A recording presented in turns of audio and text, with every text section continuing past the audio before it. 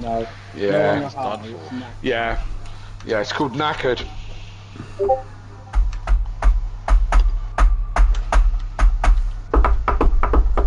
Fucking Zulu Warriors are coming again. Sorry. Forgot. Okay, no. Sorry. Forgot. Okay, no. Copy that. I don't know. It's Friedman racing one now. I believe so, yeah. Normally turns up late. Bears. Someone's got to make the Normally Porsche. does a Gary. Someone's got to make the fucking Porsche look good. Hey, tell you what, between Gary, Monkey Boy, and Kieran this week, I reckon we could have a Christmas do if we had initiate a £1 a minute late fee. We could have a Christmas dues on them for the team, innit? Oh, love it. Matt, how many litres of fuel did I have on board when I set my muscle left? Give me 2 seconds, dude. We're just sorting out the OBS. Just give me 2 seconds. My brethren. It's fucking so black. 39 litres. Okay, I'm happy with that. Do you want me to upset you a little bit? Tardok had 47. I can make you happy though. Mike's got 46. So there you go. Like the happy medium there, Jamal. I mean, Tardok and O'Reilly, I'm not even fussed about because they're just in a different realm right now. Sylph's another. The main fight, really and truly, realistically speaking, is me, Dan, Mike. I'll probably put Hooper in there as well. Hooper's got a quality ban race too. Definitely wouldn't put Carlos in there. He's looking dog turd here. Quali ban race 2 with a huge 17 car grid. Oh, that's going to be tough to get through. But then can't forget about McGowan as well. McGowan was quick here last season. Skunky's normally quick here in a Ferrari. He's sorting at the back in race 1 and he doesn't want to qualify. I said that's fine. Fairs. Do you want to know why I left the Discord on Tuesday, Jamal? Yeah, I kind of gathered. He said, I left before I got banned for things I was about to say. Fairs. How did you see Kelly Davis do something in? He messaged me. He just said he'd not raced for a while, and then he finally had a night off. Looking forward to racing, and then got fucked up. Kelly's just replied to Dean and put, that's lucky as you didn't make the shortlist. And I'm about to add to that, nor did John Gooday. Oh, fucking hell. Hey, Emily. I thought I was meant to be recruited. Imagine being turned down by Dean Wasocki. I can have the... fucking who would even want who to be fucking... Turned audio sport down.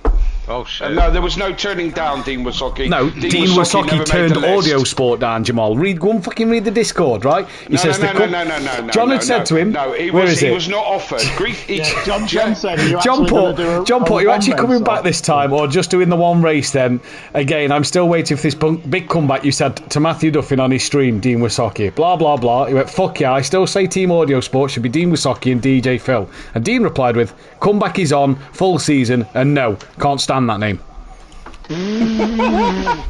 Shots fucking fired. I reckon John had already secretly messaged him for Greasy Bandits now. Jamal, And jealousy is a cruel maiden, I'll tell you. The blood clot team, yeah, I will be fucking screwed. Luke says you're there next season. You've got offers on the table. Yeah, I know I've got offers on the table. You was that tired last night, you ignored me fucking 2 gifts I sent you. What 2 gifts? I sent you gifts on Discord. Okay, I put John's stream on, I was watching him practice. I wanted to get some inside knowledge of Nordschleife in the dark. It's not as dark as you think, actually. It's pretty lit, to be fair, because there's all these coloured lights around the track. It was lit. Join me, come to the dark side, we have cookies. Exactly. Hey, I got some cookies. White chocolate chip, that do you? Matthew Duffy! Sorry. All I can hear is Dan's voice, and I can just tell he's about to do it anytime soon. I thought, fuck it, I'm gonna get there beforehand. Actually, yeah, good point. Don't bring DJ Phil into the fucking team. That means you'd have to add him to the Discord and fucking everything else. He won't. Who's my teammate next season? Is it Leon Fernie? It's Dean Wisocki. It's Dean Wisocki in the greasy. Dean Wisocki, DJ Phil in the greasy tard racing. Greasy ass Fucking hell. That not acceptable name, Mike. What about the greasy dribblers? Fucking hell, Rob. GDR, Greasy Dribblers Racing. Gracie dribble. I can't even say it. Come on. I'm off Bethel. You joined in the Greasy Tards. Greasy dribblers. I'm going to be the number one driver. No wonder Dean turned down Audio Sport. Fuck you know. Dean was never offered Audio Sport. No, he didn't want it. He's already made it fucking clear. No, that's because he'd never been offered, ever. In 15 fucking seasons, he's never been offered. 14. I'm counting next season as well. Alright, yeah, that's fine. That's fine. In a million seasons from whenever Simplay finally ever ends, Dean has still never been offered. Dean, honestly, if Audio Sport's life depended on putting a team together and he was the only option, I'd let it die. Well, I'm making up a contract for Team Wisocki and DJ Phil to join. Yep. Hey, as Kelly said on 2 occasions this season, once an Audio Sport driver, always an Audio Sport driver. DJ Phil is in for life, apparently. Oh yeah. That was the weirdest teammate I ever had. Fuck it, hang on. Oh, I've just thought about it. Sutty's brother-in-law moves out, because I think that's happening soon, so I was speaking to him the other day.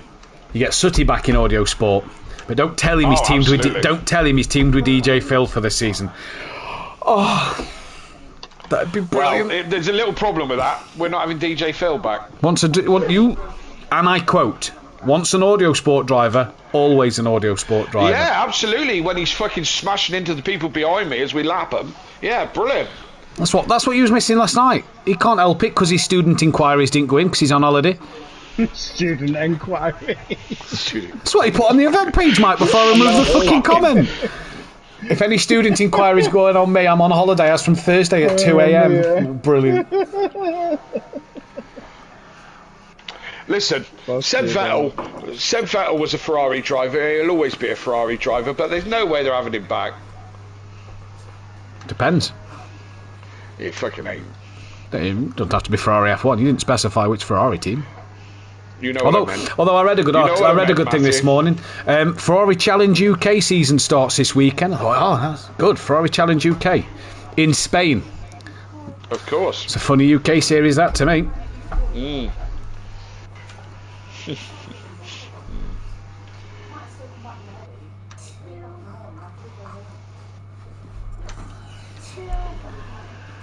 Oh, fucking look at these times. It's 7/10, but it's a second between the top 11. I know. It was tight last night as well, mine, wasn't it? It was pretty. Bar the top, Snai, Gooday, and Hibbs. You know, like fourth down was pretty close, wasn't it? It was pretty good to see that, to be fair. Yeah. All I needed was. But the guys at the top were running full fuel. Oh dear. O'Reilly's only 13 litres. So. What are you running? A litre? 2 plus 2. 4 then. A litre plus 2 is 4. 2 plus 2, you said? You said a litre, and I said plus 2. Right. You said 2 plus 2. I said so 5. Oh yeah, whatever. Was that the Greasy Tards? I've got a driver for you for next season. Yeah. Funny enough, we got a commentator to go with it. Fucking moron. The pairing of Sweet and Sticky would like to join you. Sweet and Sticky. Sweet and Sticky in the box. Sweet and Sticky. Sweet and Sticky. You're doing your Chris Eubank impression again. Dribbling all over your console. Jamal. You know when DJ Phil said about his mum brought him some sweeties? Yeah. Go on TikTok and search for Chris Eubank sweeties.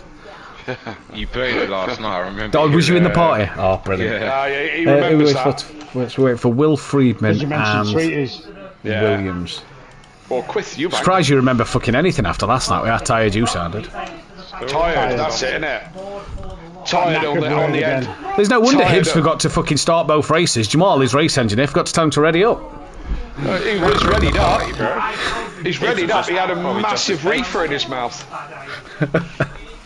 He's readying up. He's finding your Zippo lighter. Hibbs was just as baked. Nah, he genuinely couldn't piss drive for some reason. The game glitched out. Yeah, see, I had exactly the same problem. Fuck off, you forgot to press drive. You were too busy gabbing. You were too busy gabbing. Kelly forgot to press fucking fuel. No, this is I race one, actually Mike. did This is do race that. one. This is race one. I didn't ready up. From pole. Saturday, we're on the grid, 3 drivers. We thought, right, come on, monkey boy. Threw a race win away there, Kelly. Threw it away. And I wasn't Hey, going to don't win talk it. fucking wet. I wasn't going to win Jesus it, that's Christ. for sure. A podium might have been fucking achievable. I mean, fuck me. Kieran had one handed to him and couldn't make it happen. That's Kieran. I don't. I couldn't believe that. He was nailed on for that 3rd place. Nailed on for that 3rd place. So as I said, maybe a podium was in the fucking Oh cards, my but God. I don't think I would have won it. But Which means- but either way, I threw it away. Which means if you look at the sim play as well, and then the side teams in terms of like audio spot and that lot, every driver bar Kieran has had a podium this season. P45. Yeah. Bring John up. John, Greasy we got a Bandit's got a fucking- driver for you. We got a transfer for you. Yeah. We'd like to offer a trade, right?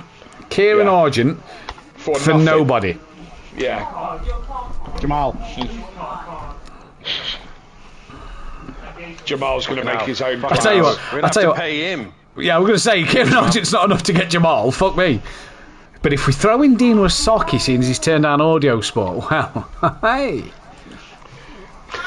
Look, we've even come up with a name, a colour scheme, DJ and fucking Dean, Greasy Tard DJ and Racing. Dean. Hey, they've teamed together before. They were teammates for 2 seasons in a row on Project Corsa 2, season 2 and 3 in the McLaren. We've even done the hard work for him there. Well, we've named him. We'll do him a If you colour want, we didn't scheme. even do their liveries. Yeah, We'll even fuck pick it. the fucking car. Dan, do him setups. an image. Do him an image. Fuck it. Go whole hog. I might In do. Greasy Bandits colours. I might do. And just put it in the liveries. Jamal's typing in their group chat now. By the way, John, FYI, heads up. Inbound. Matt and Dan are fucking taking the piss here. Taking the blood clot piss. I'm going to get the blood clot in there somewhere. On that bombshell, I am going to shoot off and go get myself ready. Hey, So, gents, Jamal. Good luck. O'Reilly's, roll a fat one before you Jamal, start? O'Reilly's done a 25.4 in the Honda. We know how good that Honda is around here, don't we? The Honda is absolutely dog shit, yeah, mate, in real life. It's a shame that O'Reilly's not driving it. Telling you, get them 2 drivers out of the car, put 2 other drivers in. That Honda would win races in the British GT mush. Could you imagine? Anyways, gents. Best of luck, dude. Have a good last race of the good one, season. mate. Yeah, man, likewise. later. Thank you guys, man. Later. Yeah, me and Kelly will have a cracking race. We're We up for will, it. yeah. We're up for it, aren't Every we, Kel? week. Fuck Every that. week. We've been consistent this season, 16th and 17th, all season. Yeah. Yeah, absolutely. Never missed a race. Never retired. No. Never done a pit stop. No. Um, Never put any fuel in. no. Was lucky, innit? Yeah, we know that. Listen, the fuel wasn't my fault. The not readying up, that was, I put my hands up to being a fucktard, but the fuel wasn't my fault. Okay, 5 minutes till we go live. I'm going to go get my started. laptop. I'll be back in No 2. problemo.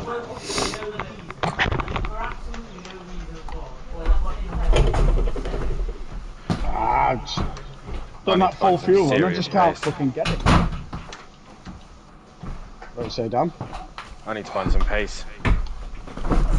I fucking do. I'm 1.3 off. I mean, bear in mind that was set 49 litres on.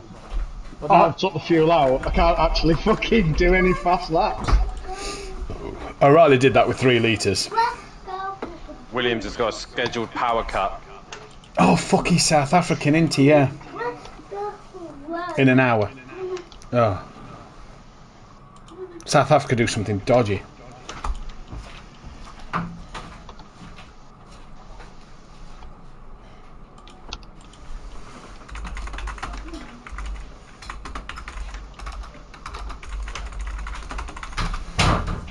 Rams will come straight back into the practice lobby last night, Mike, after I reset it.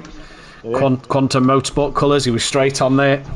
Brilliant. He's dropped the Greasy Bandits colours straight away and thought, fuck off.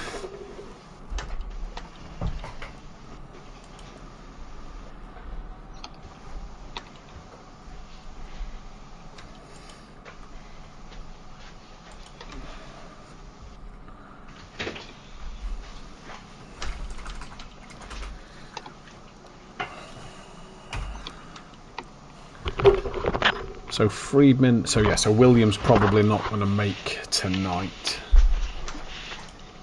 I'm Friedman just a month turn up. He started third tonight, that Williams did and all.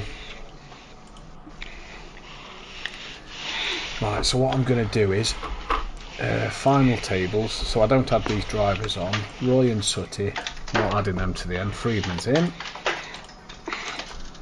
Bang. And then fuck off Richie and Ellie. They're not being added to the final standings because they did do a fucking race. Oh, why am I overshooting that fucking chicane? Because you're not slowing down quick enough. I'm braking at the same point though. It's just that corner. Brake and turn. Trail it in there. Okay, Kelly, I'm going to start up the comms box. Mike, Dan, best of luck. Have a good one. Yeah, Dan, just persevere with it, dude. You know, one more night and then it's gone, innit? You can put it on the fire. It's already on the fire, mate. Fire? No, parking it up in the Audio Sport garage. Anyway.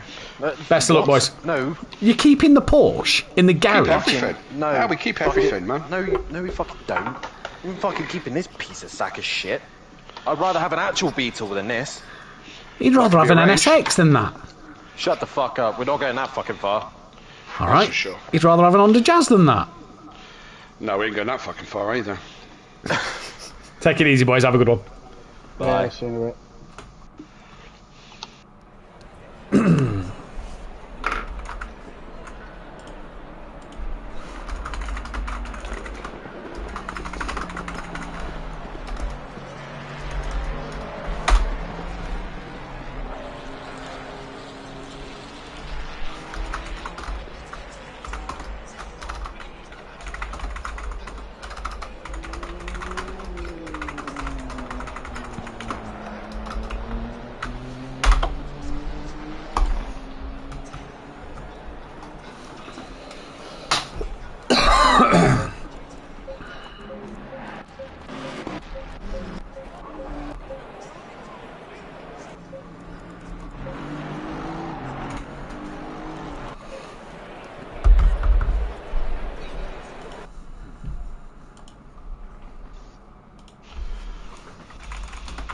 Right.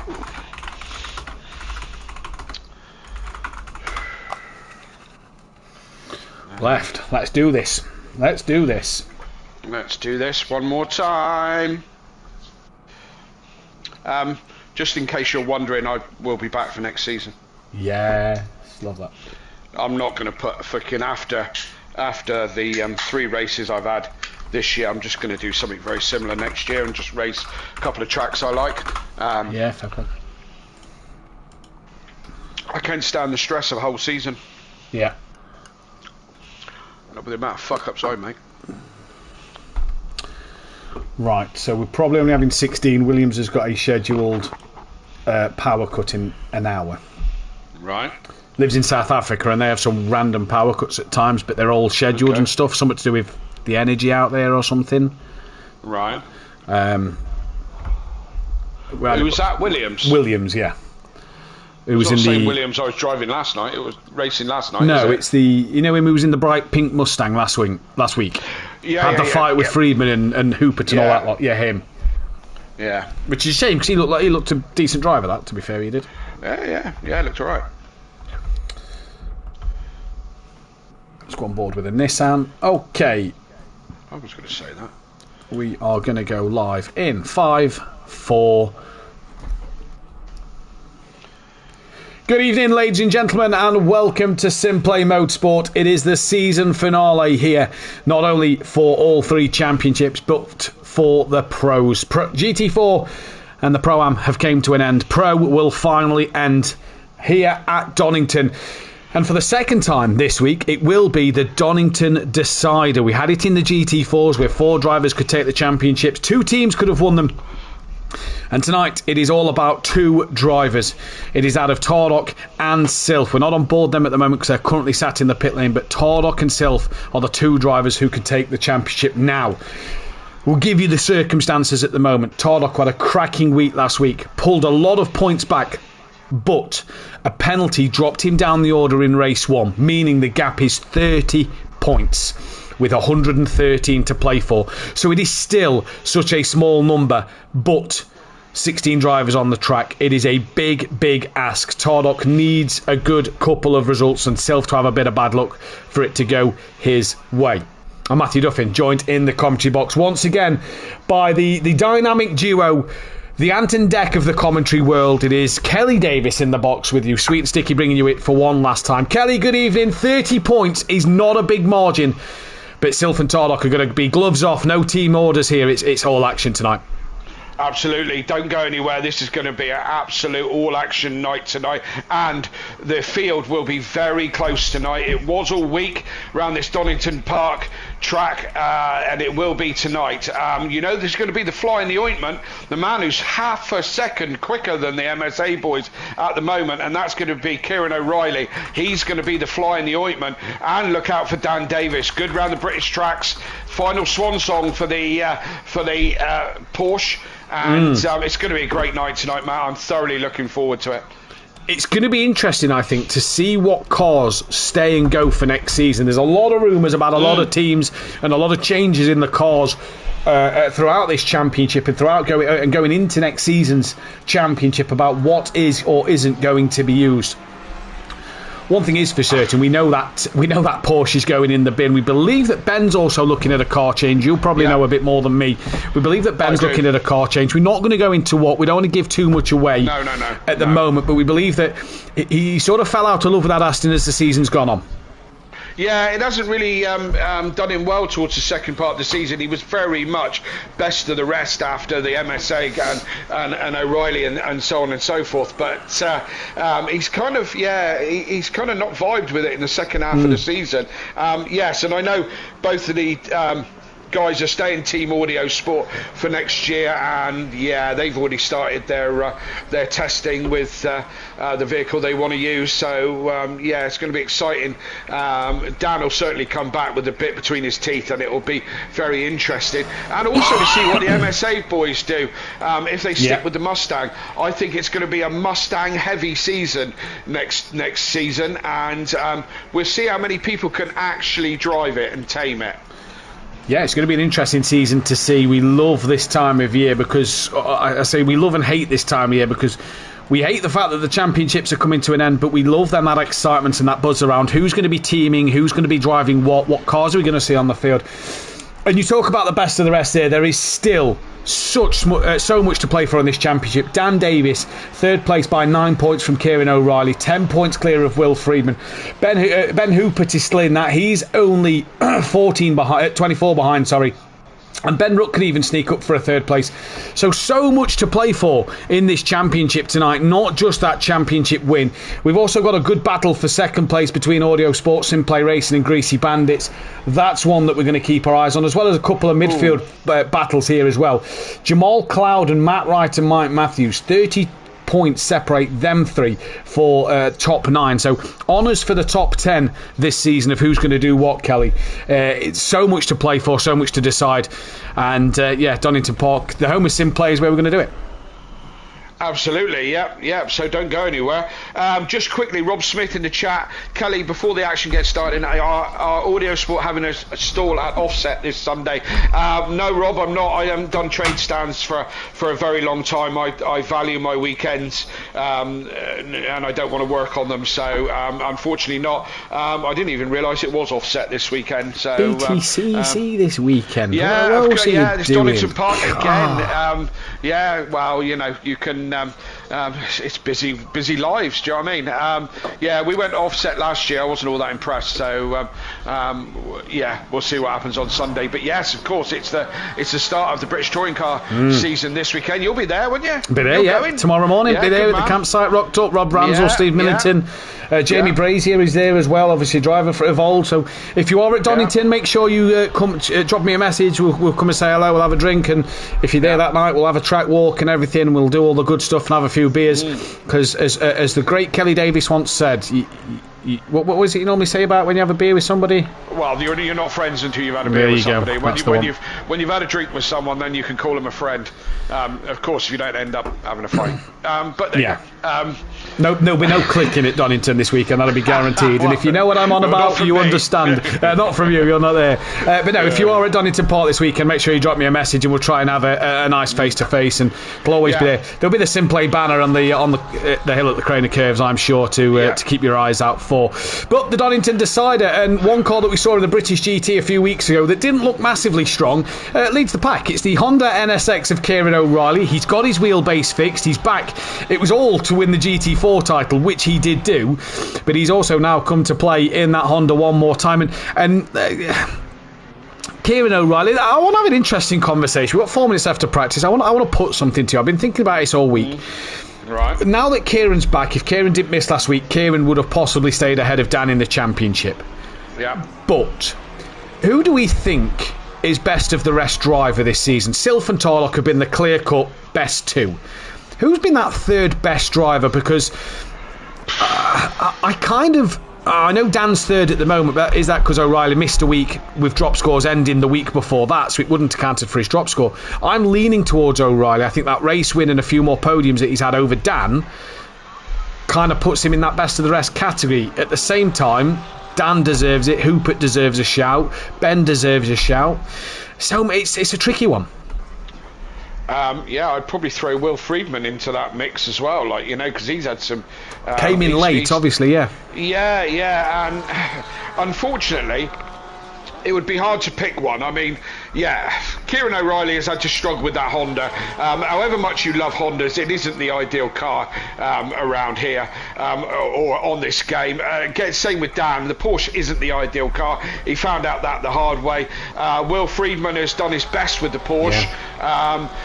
So it's hard to say. And Ben at the beginning of the season was good. Hoopert's been strong. But I think you've got to just look at the results at the end of the day. To put a championship together, you have to run with roll with the punches, is what I want to say.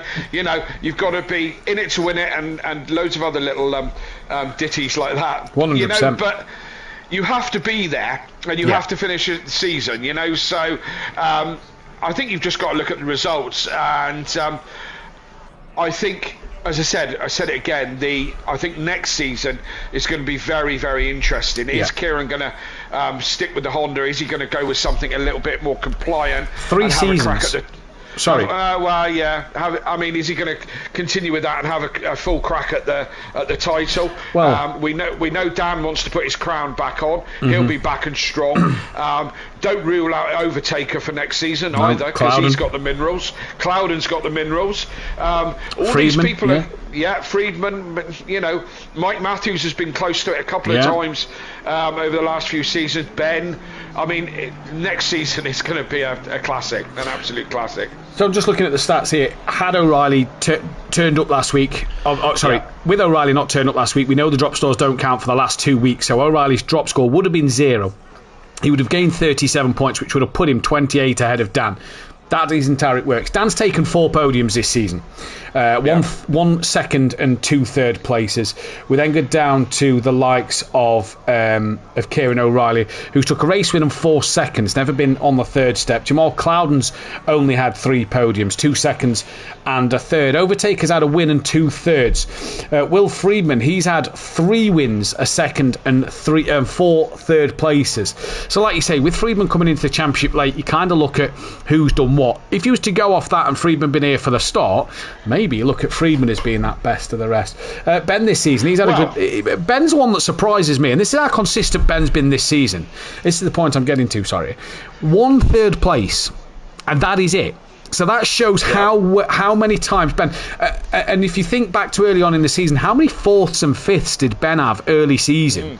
Good, strong points, not on the podium, but while others was on the podium and then having a bad race, on the podium having a bad race, or the opposite way around, Ben was consistently 4th, 5th most races that put him up that order.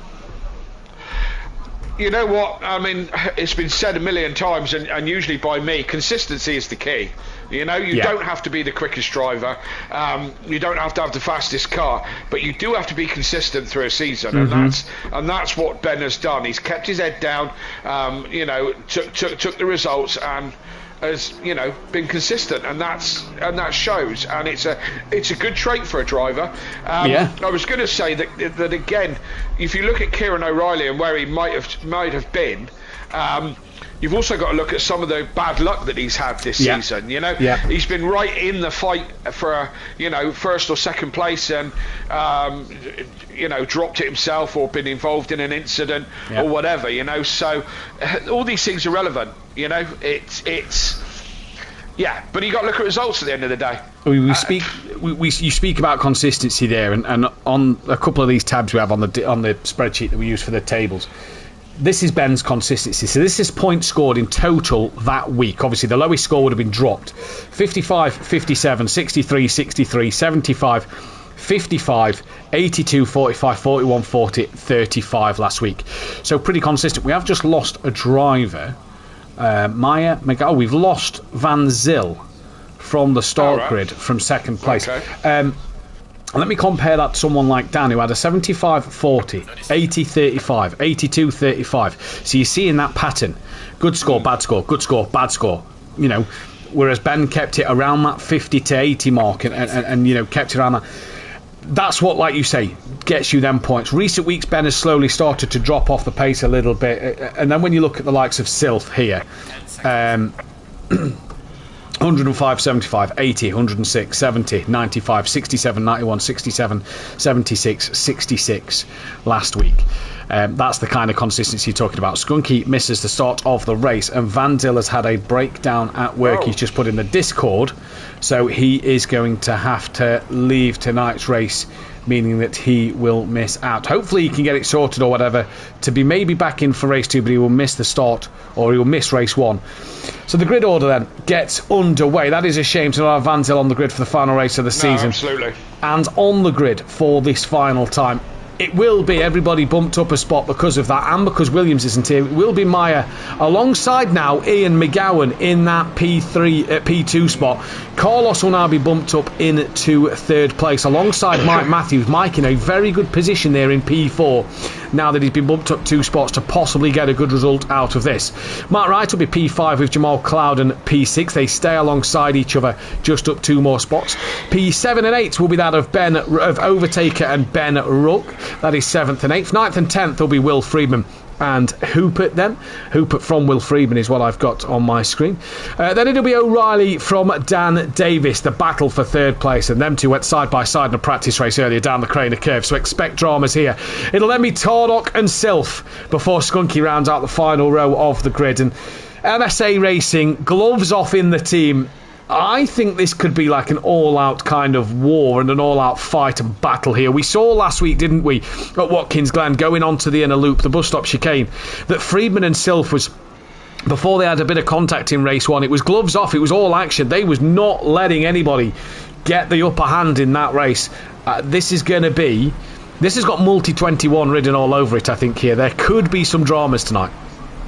How good of friends are they? That's the question. I don't know, but relationships could be ruined. They could be, absolutely, and that's what I'm wondering. You know, as I said, I don't know how good of friends they are. I mean, you know, are they good friend teammates or? I think so. Yes. Let's hope that that they still end up good friends, and that might add to it. To be honest, you know. So I mean, I've had many teammates over the years, and you know. Some that I vibed with and been on board with 100%. Others I haven't, you know. So it's Once an audio sport driver, always an audio sport driver. Oh, yeah, I don't know about that. Unless they don't like the name and reject you, of course. Well, of course, but hey, some people on the shortlist, some aren't. What can we say? I tell you what, qualifying is going to be interesting. Not only will we just get into a little bit about the endurance event that's coming up in a week's time, but we'll also get to hear from Kelly Davis, who could tell us a fantastic story of what happened at work today. That's an absolute belter. You're going to want to buckle up for that. But it's the penultimate round of the season. We're about to get ready here at Donington Park. It's Meyer on pole, and we are for round 23 of the season. Green and go, and it's a great start from Meyer, who pulls away from McGowan already at the beginning of the pack. Carlos slots into P3. Clouden looking right around the outside of Mike Matthews, who comes back at him into Redgate corner. Ben taps Overtaker, who gets involved with Hoopert, and I believe that was a bit of O'Reilly as well. Dan Davis and Clouden now side by side through the Craner curves. There you go, and all managed to stay nice and clean through there. But it was a bit of dramas. Ben definitely tapped the rear of Overtaker, who stays in front, and I think that's Tardock. It is Tardock who's on the outside as they climb up towards McLean's for the first time. Will he look up the inside late here? O'Reilly side by side with Freeman in the background, nearly into the back of Ben, and we all get away well, apart from Hooper, who was around and by Skunky. Yes, there was a bit of a shockwave towards the back. I'm on board with Stilt, who's not going forward at the moment, but there was a shockwave from that incident that flowed all the way back, and I'm surprised more cars didn't go off at that. But who was the winners out of that? Dan had an absolute stonker of an advantage through that one. Freeman went backwards. O'Reilly's not making progress. Tardock going forward, and so's Overtaker. Clouden makes the lunge onto Dan into the Melbourne hairpin. Dan could get good traction out of here in that Porsche, and he does manage to pull himself back alongside this of Clouden in towards Goddard's now to end the first lap. Up the inside goes Dan Davis. Clouden has to wait for another day as as Carlos was putting McGowan under pressure further forward. Dan and Clouden, rivals from the other season, going at it. Clouden looks left, he looks right, he's going to look up the inside into Redgate corner, tries to move but gets early on the brakes as to not go into the back of Dan. And now Mike Matthews further forward, looking onto the back of Carlos as they come down the Craner curves for the second time here at Donington Park. It is Meyer, though, who's extending that lead out front, Kelly, and doing what he needs to do as Mike Matthews runs a little wide there on the exit of the old hairpin, and this is now going to put play into Carlos's hands. He can power his way up towards McLean's.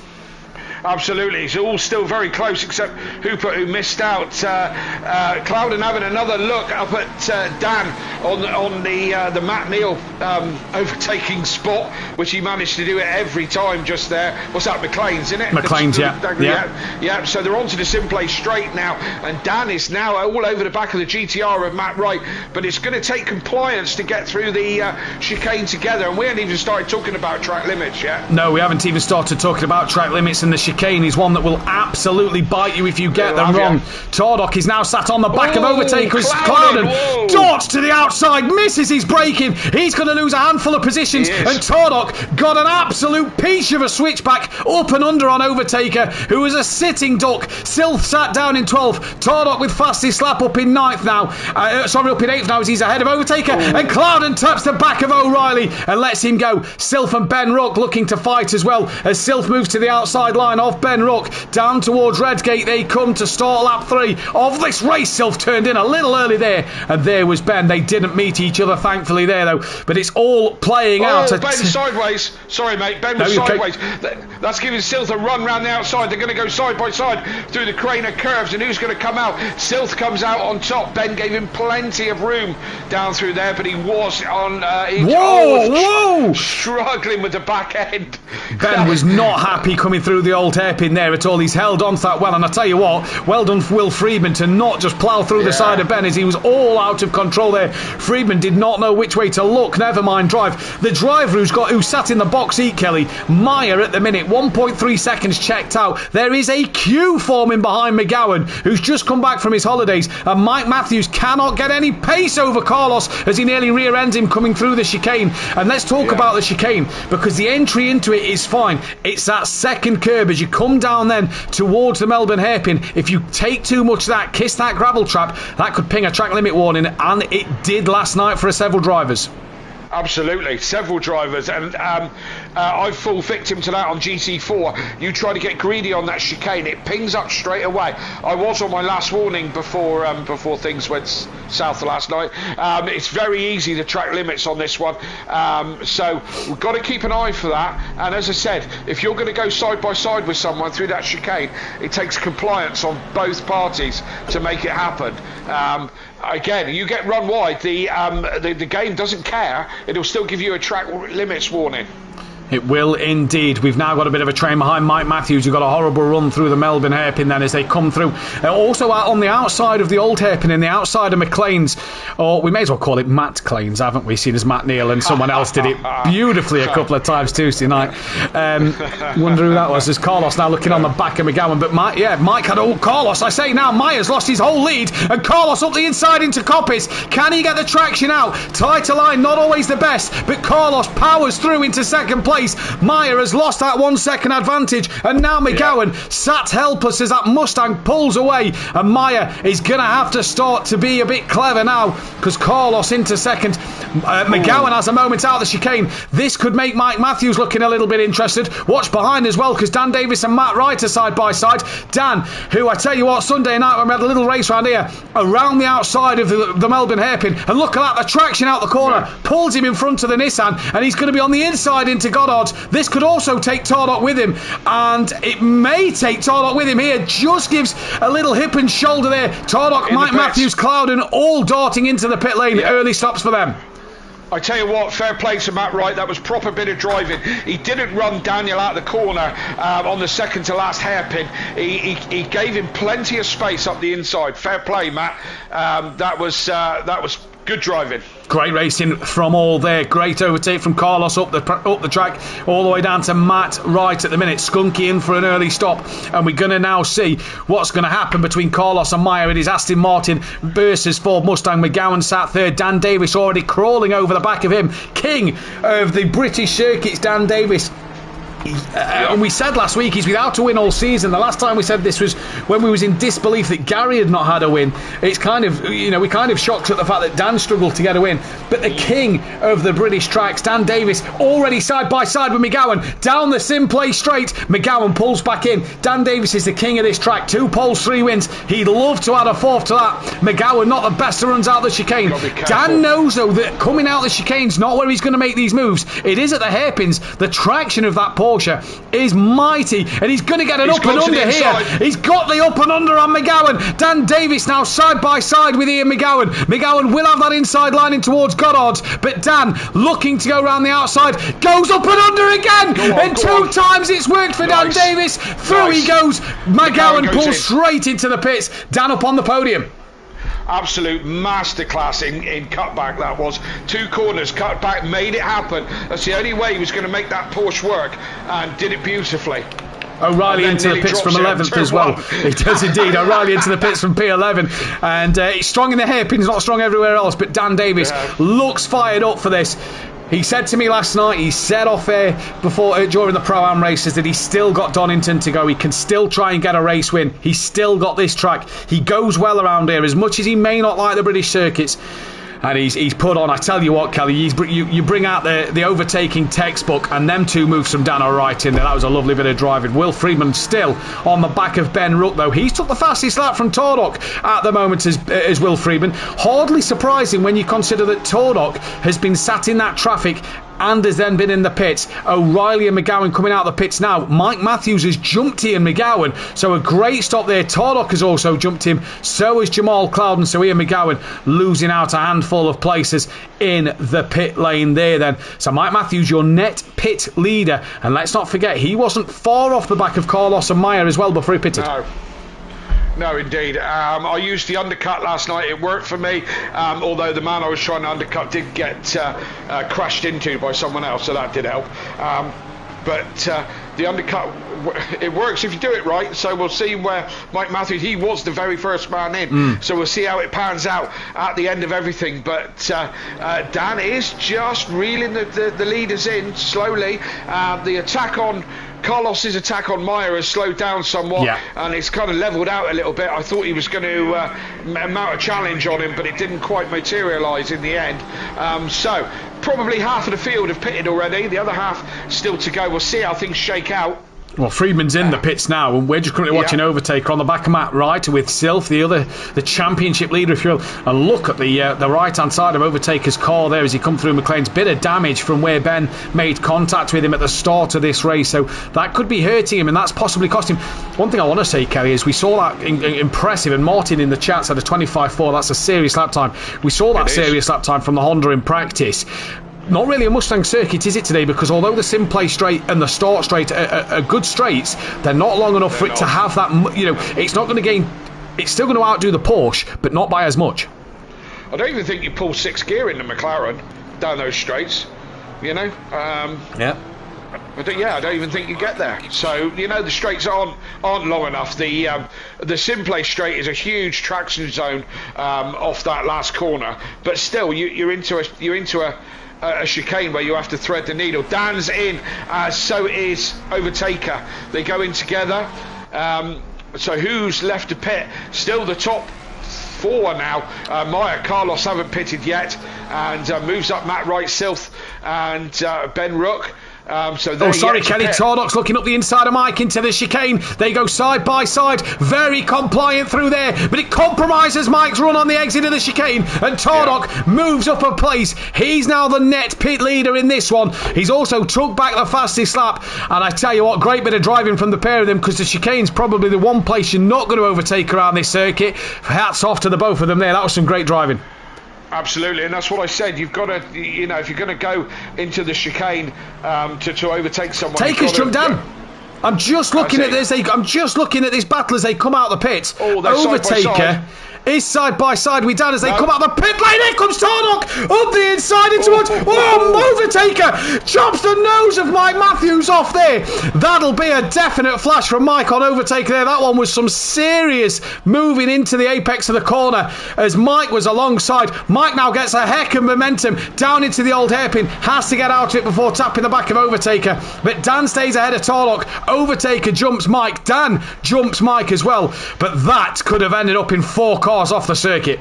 Yeah, that was incredibly close. Taker and Dan were absolutely side by side as they left the pit, and Dan got in front from the inside as well. So I don't know if Taker backed out of it a little bit to avoid an accident or what. I don't know.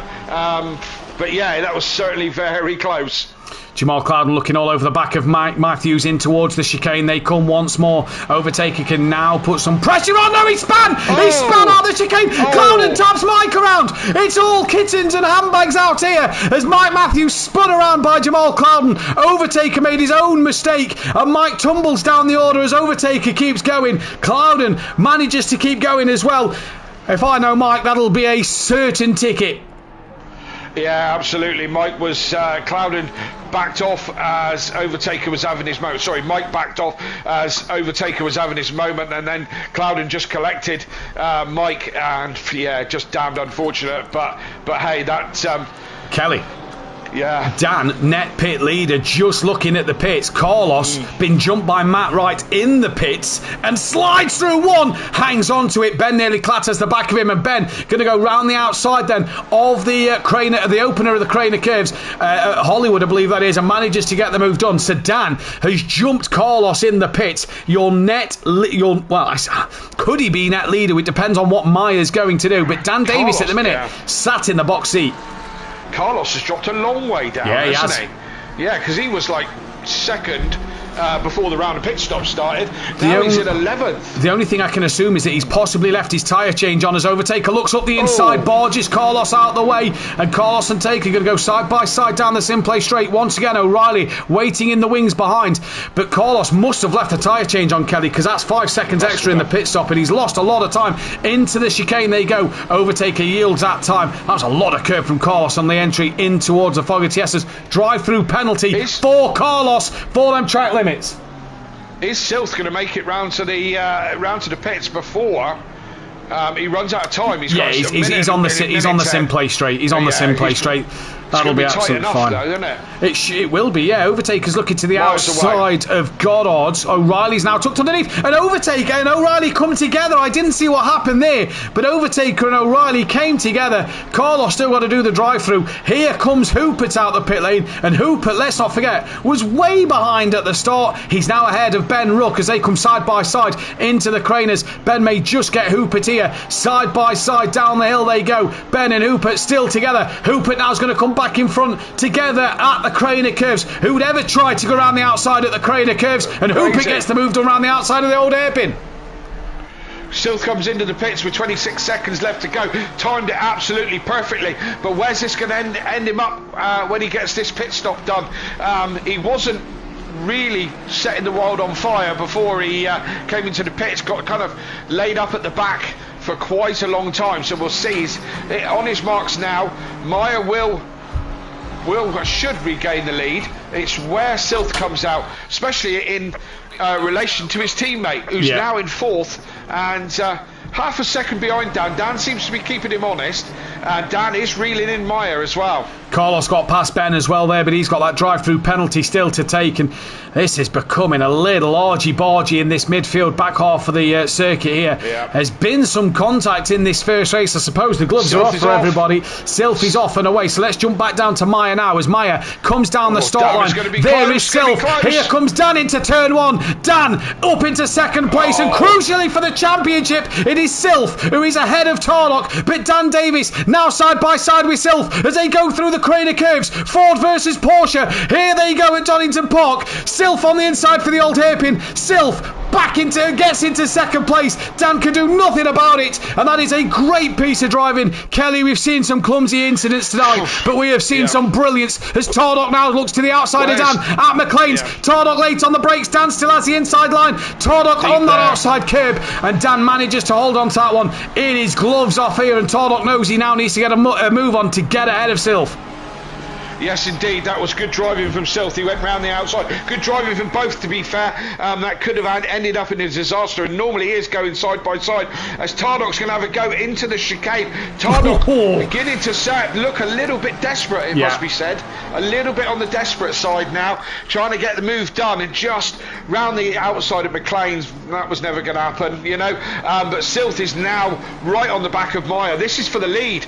Any one of these four could win this. And crucially as well, Kelly, Sylph has taken that fastest lap away from Tardock, and look at how much Dan has closed in just on the traction zones alone out the hairpin. This is what could keep Dan in play here. He'd love a podium. He'd love that race win more. There's 3 minutes 7 seconds left to go. There's at least 2 or 3 laps left in this race. The dramas aren't done, and we've still got the hour race to come a little later on.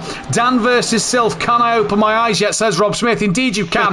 There has been some fantastic racing here tonight, Kelly. It has been a pleasure to have such a good finale as Meyer there, a little wobble through the crane has put Sylph right onto the back of him, and Dan and Tarlock are still in this competition. They are still there. Drive through cleared. Will Mike Matthews get ahead of Carlos as they come into turn one? Yes, just about. Mike's got some damage on the front, so I could only suggest that Mike's had another moment somewhere. And Meyer now defending into Coppice from Sylph, who's going to try and drive right the way around the outside of Coppice onto the Simplay straight. Sylph looks to get the move done for the race lead. He gets the move done for the race lead, and Tarlock's going to once again have a look at Dan Davis into the chicane. Dan gets on loose. Dan's lost it on the curb, just braked on the grass, and Tarlock up into third place.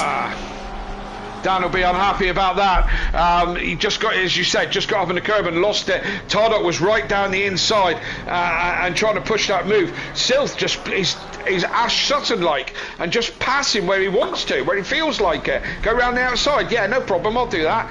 And he does that, and does Meyer for the race lead. Tardock now goes up into third. Is Meyer going to be able to hold on to second place from Tardock? I've got my doubts that Dan's going to be able to recover this into a podium position. Yeah, we're going to have to wait to see what happens late on here. Now, Dan's got the trouble of Will Friedman with Jamal Clouden not a million miles behind. Then it's McGowan, Hooper, Matt Wright, Ben Rook, Overtaker, O'Reilly, Skunky, Mike Matthews, and then Carlos and Mike Matthews. Sorry, Carlos got back ahead. The Simplay Racing boys who could have down sideways again. Sorry, the Simplay Racing lads who could have got P2 in that Constructors. Not anymore, it looks like, because Audio Sport going to outscore them. And Dan and Friedman going side by side up towards McLean's. Clouden's waiting in the wings for an incident here. Clouden's going to look to follow Dan up the inside of Will Friedman. Can't get it done. Friedman, who's been brilliant in the Porsche all season, you have to say his Porsches looked a lot different to Dan's Porsche at times. And Friedman and Dan now going at it. Meyer though and Tardok, championship on the line. Meyer and Tardok looking at the chicane once again, Kelly. He has no fear of trying to go up the inside at the chicane. Gets a better run on the exit, and Tardok going to be into second place to hunt down after his teammates and championship rival. Tardok moves into second. He has got no fear at this chicane tonight. Meyer's having to go back at him. He's got the switchback, but I think it's all done. I think Tardok's got this covered off now. He's not going to cover. He's not going to catch and pass Silth in a lap. If we're going to go, we're going to go one more. He's not going to catch him in that time, but certainly minimising the amount of points lost to Silth, but still a loss.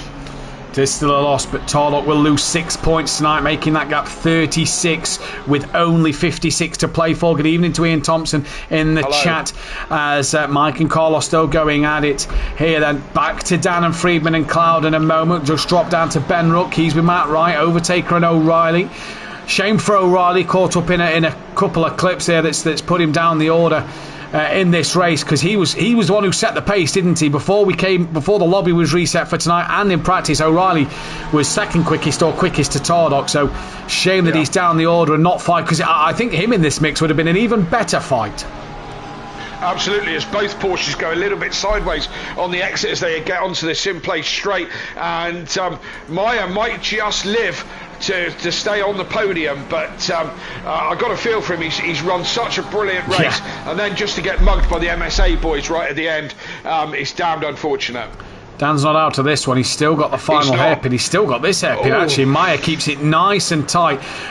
Kelly, you keep your eyes on that though, because Silth is coming to the final corner, and if you want to try and take this championship, you could not think of a better start than a race win and fastest lap to your name. Tardok, can he get that fastest lap away? No, he can't. Dan Davis just narrowly by 1.5 from Meyer third, Dan fourth, Will Friedman fifth, Clouden sixth, McGowan seventh, Hooper from Matt Wright, Ben Rook, Overtaker, O'Reilly, Skunky back out there tonight. He's going to come across the line for P13 after starting from the pit lane here. Then decent, not too bad for him, and Carlos looks like he's going to have the upper hand over Mike Matthews. But what a 20 minutes race, bit of racing there. We've got this for an hour. Meyer gets his first podium, fair play to him, and Kelly, it is going to be absolutely fantastic to see this final race. Absolutely, and as I say, you got to feel for Meyer. He ran a brilliant race there, did everything he needed to, kept it cool, but as I said, just got mugged by the MSA boys from the back to the front in 20 minutes. Indeed it was. He did try and hold on as best he can, as I'm just inputting the results now. Dan will be gutted. Little mistake from himself that just dropped the wheel on the grass that cost him a bit there, but 36 points in this championship fight. It is not a lot at all, and it is all still to play for. I think if Dan hadn't gone out to the outside there, that Tardok was coming down the inside, so it could have been a lot worse, to be fair, and Dan would have still lost the position, so maybe that's the best he could have hoped for, but as you say, we've got an hour race still to come. These guys have got a free practice. I bet most of them won't go out in that, and then we've got a 15-minute qualifying, of course, for the last race of the season. And what a season it's been, Matt. What a season it has been, but we'll get on to that into the qualifying session. Me and Kelly will take a 10-minute break. You can as well. Go and grab yourself a drink, get some refreshments, get some snacks, go to the toilet. You aren't going to miss this 1 hour. See you shortly. Get some snacks, go to the toilet. You aren't going to miss this 1 hour. See you shortly. What a race. It was a good one. Yeah, it was a really good one. What did you see of Overtaker in that one? What did I see of him? Not a lot, really. Why? What are you thinking? I just thought he hit Ben at one stage.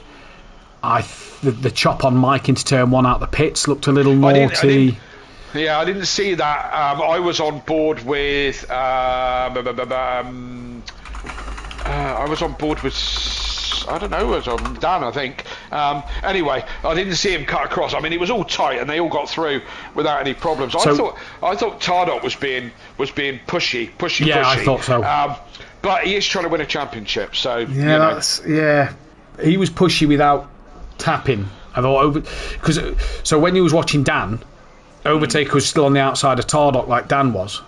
Yeah. No, Dan had got up the inside of Tardot, so Overtaker's on the outside of Dan and Mike, and then just kind of almost Verstappen-esque sort of lets off the brakes, rolls it into the gap between Dan and Mike and Tardot, but also chops nose off. Mike wants me to go in Discord chat, so 2 seconds. Okay.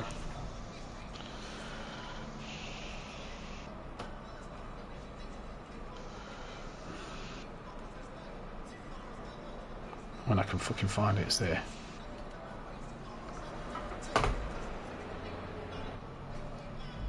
Yo. That's a naughty pit exit.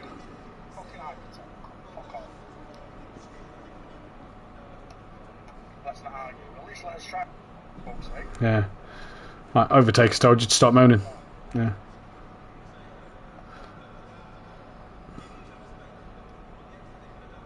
Oh no, John stuff added Overtaker. There we go.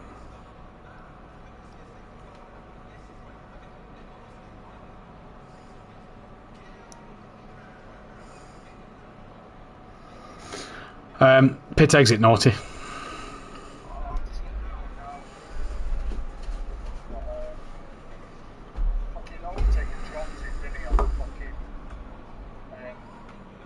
Yeah, we saw that. Clouden taps your ear.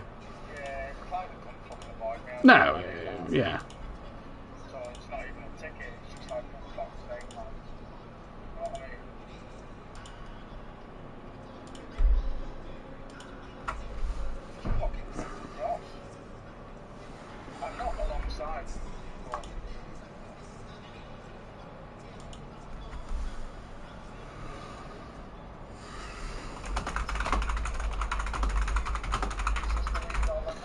Mate, because I've just seen what John's just put. He's put, well, what's that meant to mean? If you got a problem with it, put a fucking ticket in. So it's like, right, I'm just gonna, yeah.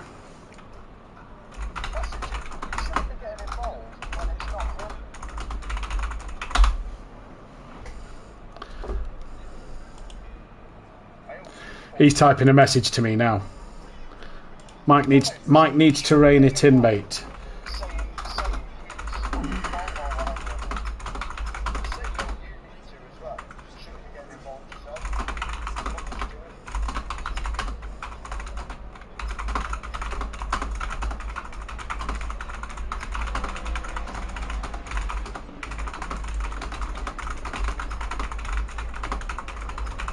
Well, yes, he does, but at the same time, you need to. You said stop and leave it, then defend Overtaker. Doesn't look good, dude. This is why I've deleted the messages.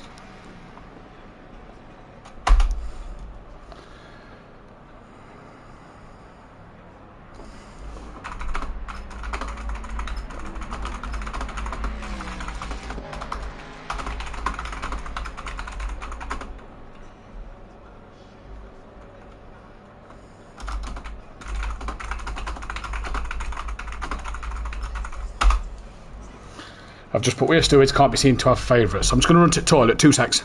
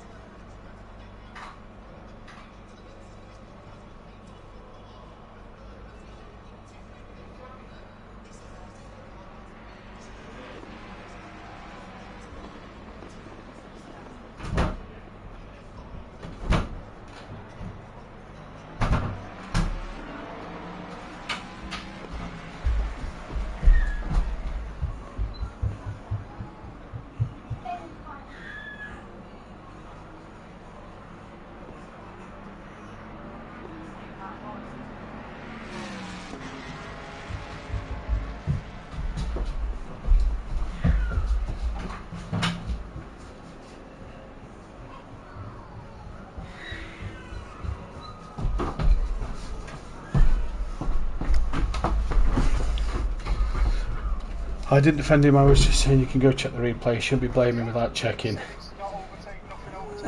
Everyone knows I don't favour them, they get told if they're in the wrong.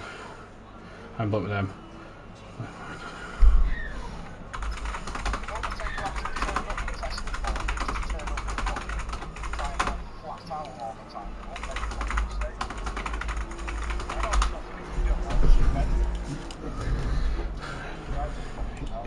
Which one?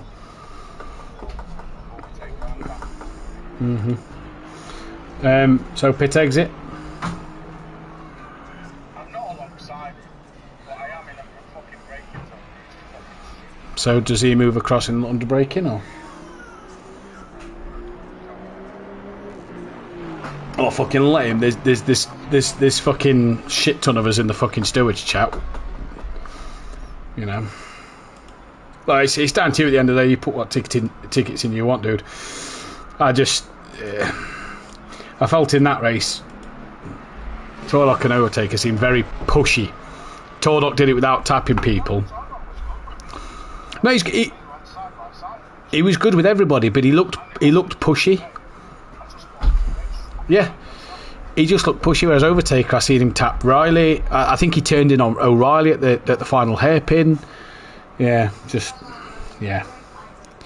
Here's what it is. Here's what it is. But yeah, I've removed them comments. We'll keep them off, and yeah.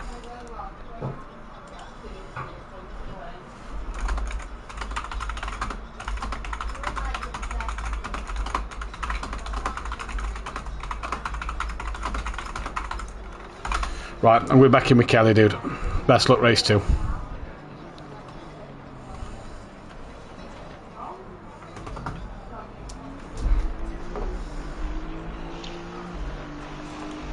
Yeah, Mike's not happy.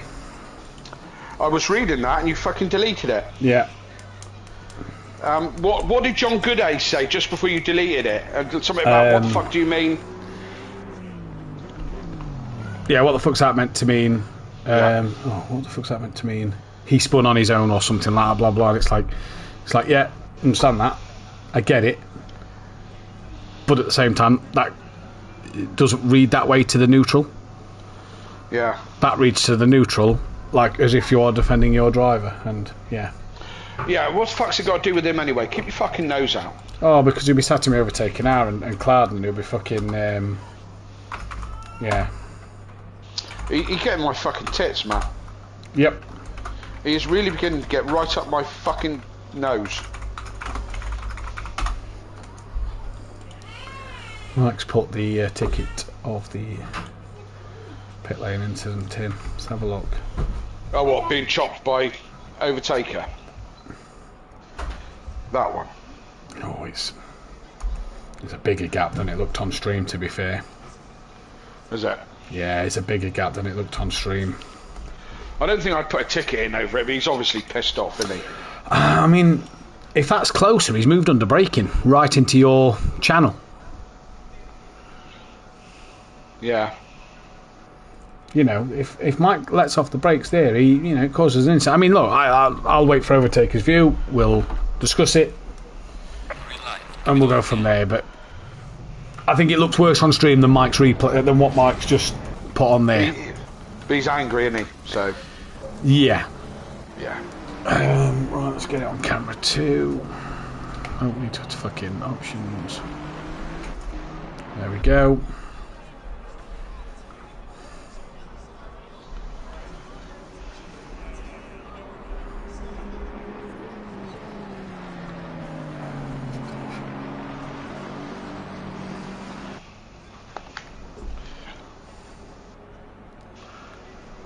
Right, okay, and we will go back live in 5, 4. Welcome back then, ladies and gentlemen, to Simplay Motorsport. What an opening race to the evening that was. We've got one more left, but first of all we have the 15-minute qualifying in which Hupert and Carlos both have qualifying bans.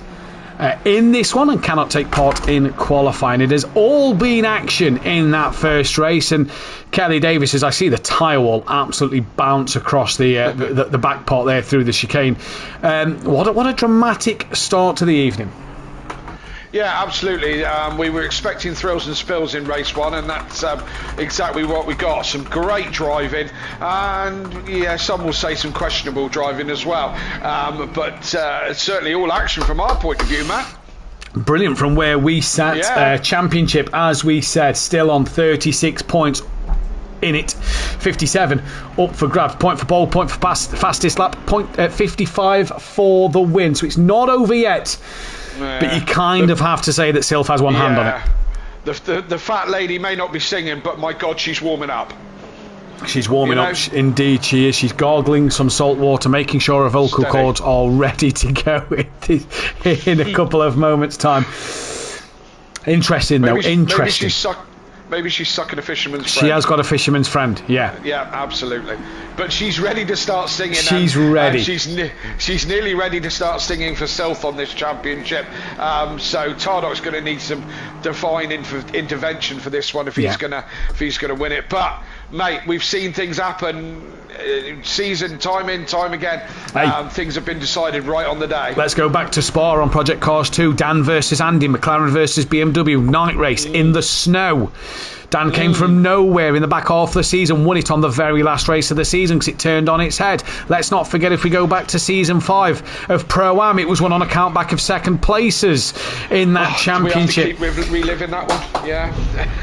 Let's not forget GT5s, where it all happened at Knockhill on a wet and rainy evening. Let's not forget all these championships that have been decided due to certain circumstances on whatever day it may be.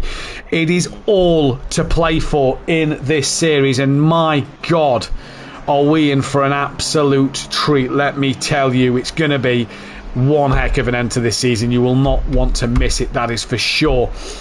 But what we are going to get onto, though, is you can see in the chat there is a link already pinned to the top of the chat. That is for the Just Giving page, the donation page for the Nordschleife event, which takes place on the in the next weekend, should I say. So on the 2nd of May is the qualifying, the 3rd and 4th of May will be the race, which is absolutely fantastic. We've currently raised £215 and we're not even at the event yet, so that's a massive thank you to everybody who has donated. 24 hours of the Nordschleife. It's going to be an absolutely outstanding one. It is for Cancer Research UK, and it is for such a good cause. One of our drivers came to us within the season, Paul Williams, obviously race winner for the first time last night, came to us in the season, said that 2 family members within a short period of time had both been diagnosed with cancer, wanted to put on an event, and we have done just that. FBR and Simplay Motorsport are joining forces again for a charity event in aid of cancer research. 30 teams, 24 hours. We hope to get 30 cars on the grid. There is, and I can tell you how many cars we've got on the grid at the moment, because the championship was opened live to the public today. There is 12 teams, 12 cars on that grid at the moment. So nearly half a grid in this 24-hour event. It's going to be a fascinating one. So in that, at the top of your chat, there is a link to the Just Giving page. Obviously, all links will be shared around for the streams come next weekend when we go live. I myself will be bringing you the commentary of the qualifying on the Friday evening, around 8 PM GMT, I do believe. Sorry, BST for the qualifying. Then that is going to be an interesting one to keep our eyes on, see who does what there, because it's only a 20-minute qualifying, Kelly, which is, we've worked out. Yeah. Because you can take a short lap at the Nordschleife on your out lap. You can take the GP section to then go into your flying lap. The qualifying could be 3 laps. That's not a lot of laps to get right. Yeah, I think you'll be finding there'll be a few drivers who just won't qualify. They'll do their best, but track limits and track limits are crazy there. Just to get a valid lap is horrendous. So let alone a shot at pole. So it's going to be crazy. I'm on the Just Giving page right now. £215, as you say, already collected, and I'd like to say thank you to Ian Thomas, Dan Davis, Jamal Clouden, D Hibbs, PlayStation Idiots, I Have a Monkey, haven't we all? John Gooday, Mike Matthews, Sarah Chandler, and there is some others Anonymous. who have already. Anonymous, yes, and there is a few others that have already donated. Thank you ever so much for your commitment. There's many that will donate on the day. I certainly will. I'm going to be in the comms box as much as I possibly can. I won't be able to do the full 24 because I'm old and I got other commitments, but I will be in the commentary box as much as I possibly can. And on the Just Giving page, got a target of 1,500 quid. I don't want that. I want $2.5 grand. I want us to between this fantastic community of, what have we got, 60 maybe 70 drivers, and all the people that they know. I know I've got people tuning in and who are ready to give, who are not regular Simplay or new Simplay watchers. So I've got people lined up. Share the message with everyone. We want $2.5 grand for cancer research. Every single one of us most probably has been affected by cancer. I have, so many people have, and 1 in 3 will be affected by cancer directly, and we want to keep these people alive. We want to keep, do as much as we can for cancer research, and you can help. We'll be doing our bit, we'll be giving our bit. Whatever you can do will be appreciated, and we open it up. Come join us in the comms box. If you haven't done it before, you haven't joined us, come and have a chit chat. We got 24 hours of content to come up with. I don't think it's going to be extremely close racing. It's an endurance around an extremely long track, so we're going to need plenty to talk about. So come in and join us. We'll be discussing everything from motorsport do's and don'ts, the state of sim drivers, the world in whole, pineapple on your pizza. Exactly. We'll be covering all these subjects. So if you want to come and join us, you are more than welcome in the comms box with us. Come and have a chat. And just to add to that, all you have to do to be in the comms box, just get involved in the Simplay Motorsport Discord server. We're all going to be in the Discord channel for that one, for you to come and have a chat, so that we can then speak with Xbox drivers and Xbox people as well. So it is going to be a fantastic night, 'cause it's cross-play. It's just going to be, the whole thing, I think, is going to be fantastic. And like we said, let's raise some good money for a great charity. We did it before, 1,200. Like Kelly says, we'd love to get that 2,500 mark. Definitely the 2,000 mark. I think that's going to be the absolute biggest push we can possibly have. But let's get behind everybody. Let's see what happens here. NOT F Gomez, hey guys, good night and a good race. Gomez, insert coin. We miss no, F Gomez, actually, I don't think that is insert coin. We miss you. Hopefully you're back on the grid next season. Hopefully you want to take part in the charity event as well coming up. If you are on the Discord, make sure you go over to the charity event sign up page and have a look there. It has been opened up to the public, but with 6 minutes of quali, we're kind of not really speaking about quali. We're just going to let them do their thing, and then let's see what happens. We go back to Pro-Am last night, 24 hours ago nearly, and it was a wonderful evening for the Team Audio Sport driver of Kelly Davis, who was starting by the back of the grid and had worked his way up to a marvellous P5 in what you can say was a great drive. Kelly Davis then, with 18 minutes left to go on the clock, noticed that he had 3 litres of fuel in the car, and in my notebook it worked out of 60 litres at the start and 42 in the pit stop, 102 litres. Kelly Davis decided to start on 62 and put in 44. Now, if the maths is correct, that's 106 litres, and meaning that he ran an extra 2 laps, or at least a lap and a half more than what was scheduled to run. Kelly, what happened at work today? Firstly, Matt, just a couple of points to pick up on. And firstly, you should narrate bedtime stories, because when you were saying that, your voice went to a much softer, more storytelling type tone, and it was really quite nice. Anyway, moving along. There was a catalogue of errors last night, let's just be said, and some of them were my own stupid fault. And if there's a big book of cock-ups, I've been mentioned in it in every single way, right? From crashing into the leaders by pressing the clutch and not the brake, by not readying up, by spinning on the aforementioned lap. I've done them all, every single one of them. And last night was no exception. I made a major cock up by not readying up when I was on pole position. That was bad enough. But we were in the race and we were making a comeback, as Matt said, up to 5th position. Done my pit stop, jumped a couple in the pits, was really strong. A great performance from myself, even if I do say so. And even some nice overtakes, which was lovely. And then I realised that I was out of fuel. That, of course, ruined my position. That as well as a speeding in the pit line trying to get there, ruin my race. I did go back and check, and everything was set up like it should be. It was one of those PlayStation glitches, and my pit crew just didn't put fuel in. Anyway, this morning, and at this point I'd just like to say good evening to Freddie and to Adam of the Cornwall Kawasaki Centre, who are based next door of Audio Sport Towers. And when I went in this morning, Freddie said to me, "How are you getting on?" He said, I tuned in and you were in 8th place. He said, "Where did you finish?" I said, last, retired. Whoa, what happened? He said, well, I said, run out of fuel. At that moment, I didn't have a chance to explain to him that it really wasn't my fault, and so on and so forth. So later in the day, I pop out, I come back to the workshop, and I find the two Kawasaki boys, Freddie and Adam, standing in the doorway of the garage, holding jerry cans, and saying to... and asking me if I needed to borrow any jerry cans to make sure I had fuel in my car. So I called them an expletive, which I made up, one of my own expletives, and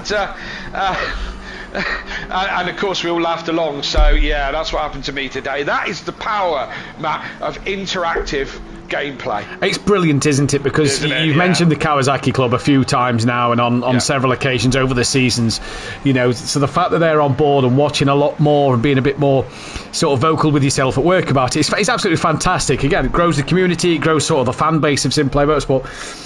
The audacity to bring out 2 jerry cans later in the day for you is absolutely... If the two guys are listening, I tip my cap to you, sirs, because that was fantastic. I had tears earlier when Kelly first told me this story, and I said, and he said, I've got to mention it on stream. We've made sure we've mentioned it because it is brilliant. The irony of it. I tell you what, Matt, this whole thing, the whole sim play thing and sim race and all the rest of it, we do it for fun, right? Yeah. And if we can't have a laugh and laugh at ourselves about it, then there really is no point. Those people who take it all too seriously need to lighten up, because this is what we do for fun. And as I said, I welcome the ribbing. Do you know what I mean? The jerry cans, the being called Zippy on here, and all the rest of it. You know, I welcome it because it's what I do to relax and what I do to have fun. So if you're not having fun, what's the point? You know. And you know, I'm all for everybody. I wear my heart on my sleeve. You know that. Everybody in this community probably knows that. I'm all for the seriousness on the track, but at the end of the day, when all's said and done, when we look back on it, you've just got to have a laugh at times, haven't you? And you've just got to admire it. And we've had some. Oh, have we had some? So many. And that is just another one of them. And I'm sure we're going to have many more laughs. The last time we did the 24-hour, we had to explain to Liam Bostock, that Bozzy boy, ex-driver / commentator, what an encyclopedia was. I couldn't even get the word out. No, I know. We had to explain what one of those was. Because he didn't understand. It was a whole 24 hours of just a lot of laughs, a lot of work, and Williams has got in. That's fantastic to see for the final race of the season. But yeah, it's an absolutely fantastic community to be a part of. So if you're not a part of it, be a part of it. It really is the place to be. And honestly, it's just fantastic. And you know, stories like this, we're going to go into next weekend, we're going to be able to mention stories, we're going to be able to create new memories and new stories, and yeah, it's just going to be fantastic. PN's going to join me in the commentary box next Friday evening because Benny's starting the race. Absolutely fantastic. If anybody else wants to drop me a message or give me a shout, I might. We'll see where we are. We might. We'll get us all in. We'll get 3 different camera angles. Yeah, we'll get 3 different camera angles going. This will be absolutely fantastic. The passion of Matt Racing, says PN, with a lol and a laughing emoji. Like some call it passion, others don't. Some call it blind anger. Absolute rage. I've mellowed in my ears, though, to be fair, Kelly. My wise years since turning 30, I've mellowed out a little bit. Yeah, well, I'd like to say that I do the same. I think slightly, I mean, we're both pretty much the same when it comes to upset and sim racing. There's an awful lot of language, stuff that you wouldn't repeat to your children or your girlfriend. There was a few expletives last week over you getting second place, and that was that one I found funny. Yeah. I was. Well, let's not go back into that one. As I said, we have a lot of laughs. We're going to do it again next week. And just to Damien Hibbs, just saying, now he understands why I went into the pits, and he gained a position like he needed one. Do you know what I mean? He already had the championship, but it was a good race right up till that. And as I say, we've had loads of good races. So qualifying, my friend, is all but done. It is. McGowan crosses the line and goes P4 and improves, but Tardok takes a crucial point in qualifying. PN says that rage is passion. I agree. Monkey Boy asks, will we be mentioning Hondas by any chance next week? Monkey Boy, we only do a 2.5 hour stream, and we managed to talk about Hondas enough. I tell you what, Monkey. I tell you, sorry, that was Monkey Boy, isn't it? Yeah. I tell you what, Andy, we're going to do Hondas, Ginsters, GT5s, and all the stuff that we do every week. Don't you worry about that. I actually wasn't going to mention GT5s or Ginsters. It'll get mentioned next week. You know it well. I wasn't going to bring it up. Of course we're going to mention Hondas. We'll probably talk about touring cars this week. Hondas look nice, you've already said that. We'll probably talk about them results. They do look at nice. Some point. We'll probably mention the Honda in the British GT because it's inevitably going to win at Silverstone. So of course we're going to mention Hondas. So it's going to be an interesting one. There is a big talking point actually I'm saving for next week. I'll give you the topic of it. And this is the debacle or the fiasco of what happened last week regarding the F1. And this is Max Verstappen and his time penalty for turn 1 with Oscar Piastri, because I'd like to discuss this one with a few people in the chat. I think next week's the place to do it, over whether 5 seconds was enough. Was it? Should it have been a penalty? And I'd like to argue that, or discuss that, should I say? That would be one to discuss. Yeah. So I think that's going to be a good one as I'm going through and just inputting the grid order. Again, we will cover many subjects on the 24, and some of them could be extremely random, but we don't care as long as you lot turn up. And PN saying in the chat that the Nürburgring needs a grass cutting, so what better than a Honda? People seem to get me wrong and they think that I'm not a Honda fan. I am. I think they make the best lawnmowers and generators in the world. And Jazz. You love a Honda Jazz. Honda Jazz, wow. Yeah, there's nothing better on a Sunday afternoon when you come behind a hearing aid beige Honda Jazz being driven by a guy who's probably 103 at 10 miles an hour. Nothing more excites me more, especially on small Cornish roads.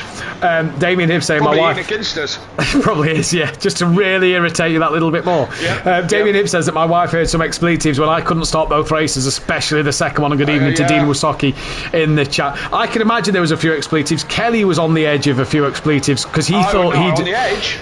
Did you give us a 1 or 2? I can't remember if you gave us 1 or 2. I probably did repeatedly make up a couple. Yeah, absolutely. So I was sat behind Hibbs's car when we both didn't ready up, or I didn't ready up. He had a glitch or whatever happened. All I saw was the back end of his car for a couple of minutes while everyone did the formation lap. So that was I didn't want to see that close to the back of his car.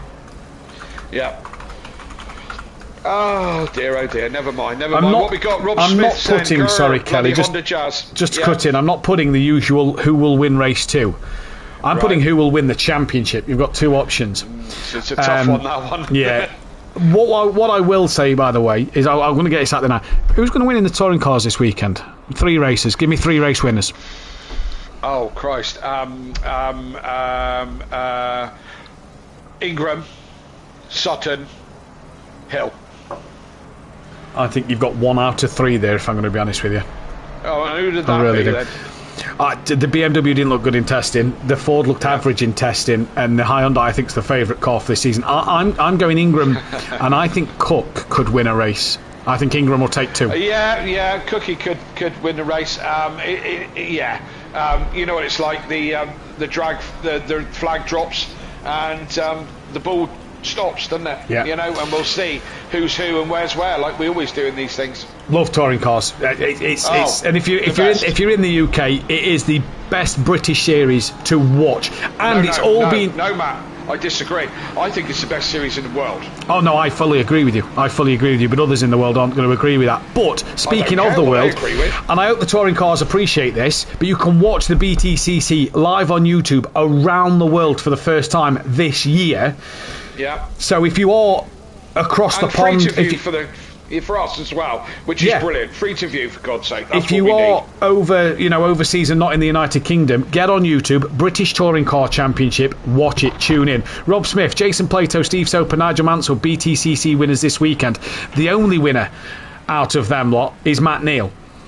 And that's it. England for a strong weekend, season and overall win. I couldn't agree more with Damien Hibbs. But enough about the touring cars. Final race of the season is green and go, and it's a good start from Dan Davis and Jamal Clouden on the third row of the grid. McGowan didn't get a great launch. Dan's going to look up the inside of McGowan, heading into turn one. It's even Stevens between the front three.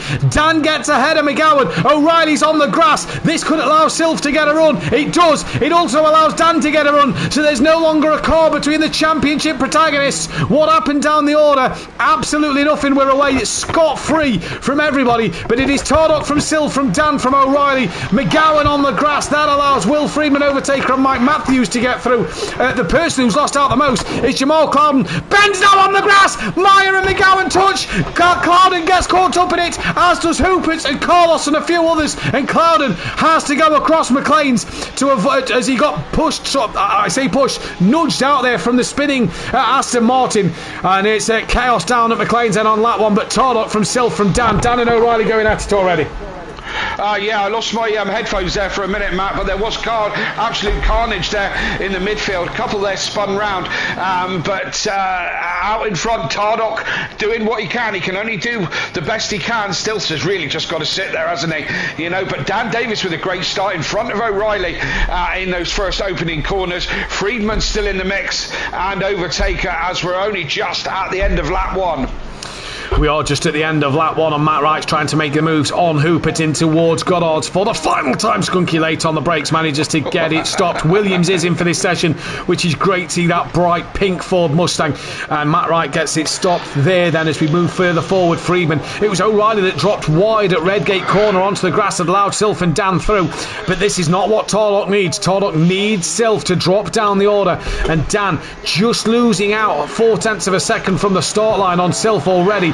That is not going to help him. He's got O'Reilly putting him under some pressure. Honda versus Porsche in this battle for third place, which Dan Davis looks like he's taken control of, ahead of Freedman and O'Reilly and Hoopert. And this is going to be an interesting one as we come to the end of this fight. O'Reilly getting a lot closer to Dan now. Yes, indeed. He's certainly putting pressure on Dan. Freedman with a watching brief over these two at the moment, ready to pick up the pieces. Dan struggling on traction back end, complaining and wanting to give up as he gets down the Simplay straight. Stays ahead of O'Reilly. No heroics yet into the chicane. As they go head to head, this could go all battle wide, race wide, this battle. And Rob Smith in the chat, Jason Plato, Steve Soper, Nigel Mansell, BTCC winners this weekend. Well, yeah, that'd be an interesting day if they all three turned up. I'd throw John Cleland in that one. That'd be a fun race, wouldn't it, to have all those there. And Hibbs saying Ingram for a strong season. I agree, as does PN saying that Ingram is the man, basically. I'm currently working something out at the moment, because I got asked the question on where Sylph would need to finish if Tardock took the win, and we don't want to leave it to the penultimate lap of the race, do we, Kelly? As we found out last night, to find out who can win what in the championship. So I'm just going to work this one out. So if I go a little quiet, that is why. Right. That's okay. So done it. If Tardock wins this race, Sylph needs to be 11th place. Without fastest lap. That will go to a countback of race wins, in which we know what a countback brings. It brings drama. O'Reilly's dropped it. Yeah, he's managed to hold on to it. He's only lost out to Freedman, Overtaker and Mike Matthews, so he's managed to somewhat keep hold of it. He got all on the outside curb on the exit of McLean's, and that's unsettled the car. Work to do once again. So if Sylph is 11th and Tardock wins, none of them get fastest lap. It'll go to a countback of race wins. If Tardock gets fastest lap, Sylph needs 12th to go to a countback. So anything lower than 11th and 12th for Sylph, but at the minute that looks highly unlikely. I don't know. He just stay where he is, and it's. Drive through for Hoopert already. Track limits. Yeah. That is crazy. He's well off as well. He's in the wall, and that's a retirement. Yeah, bound to be. I didn't think Hoopert was looking his usual self tonight. He's been struggling all night to get to grips with this Donington, and that's just ruined his race. And we're only less than 5 minutes in, so yeah, that's disaster for Hoopert. As I was saying, I don't think. I mean, we'll see what happens in the pit stops, but the two MSA boys out front, Sylph's really just got a whole position, hasn't he? And how difficult can that be for him, considering the pace that he's got this evening and all this season? I can't see that he's going to have to struggle. I think the battles tonight are going to be further back. Friedman, Dan, O'Reilly. I think that's where we're going to see some battles tonight. I think the MSA boys might just hold station. Tardot can only do what Tardot can do. Yeah. And he can only win the race. He can only do his best, and he's got to. O'Reilly's gone again. O'Reilly's gone again. He's had a big snap at Coppice. He's into the wall on the exit of Coppice, facing the wrong way. He's gone again. Huge snap, and that's not going to help Simplay Racing get third here. No, that's a shame. He's returned to the pit lane. Yeah, he has. So, what do you think is going on with O'Reilly? He was pretty. Was he pole? No, not quite. Second place. Wasn't he? Yeah. What's going on with him? He seems to have an overall pace. O'Reilly's he's quick left. enough. But he didn't seem to have the car seemed to be on a knife edge.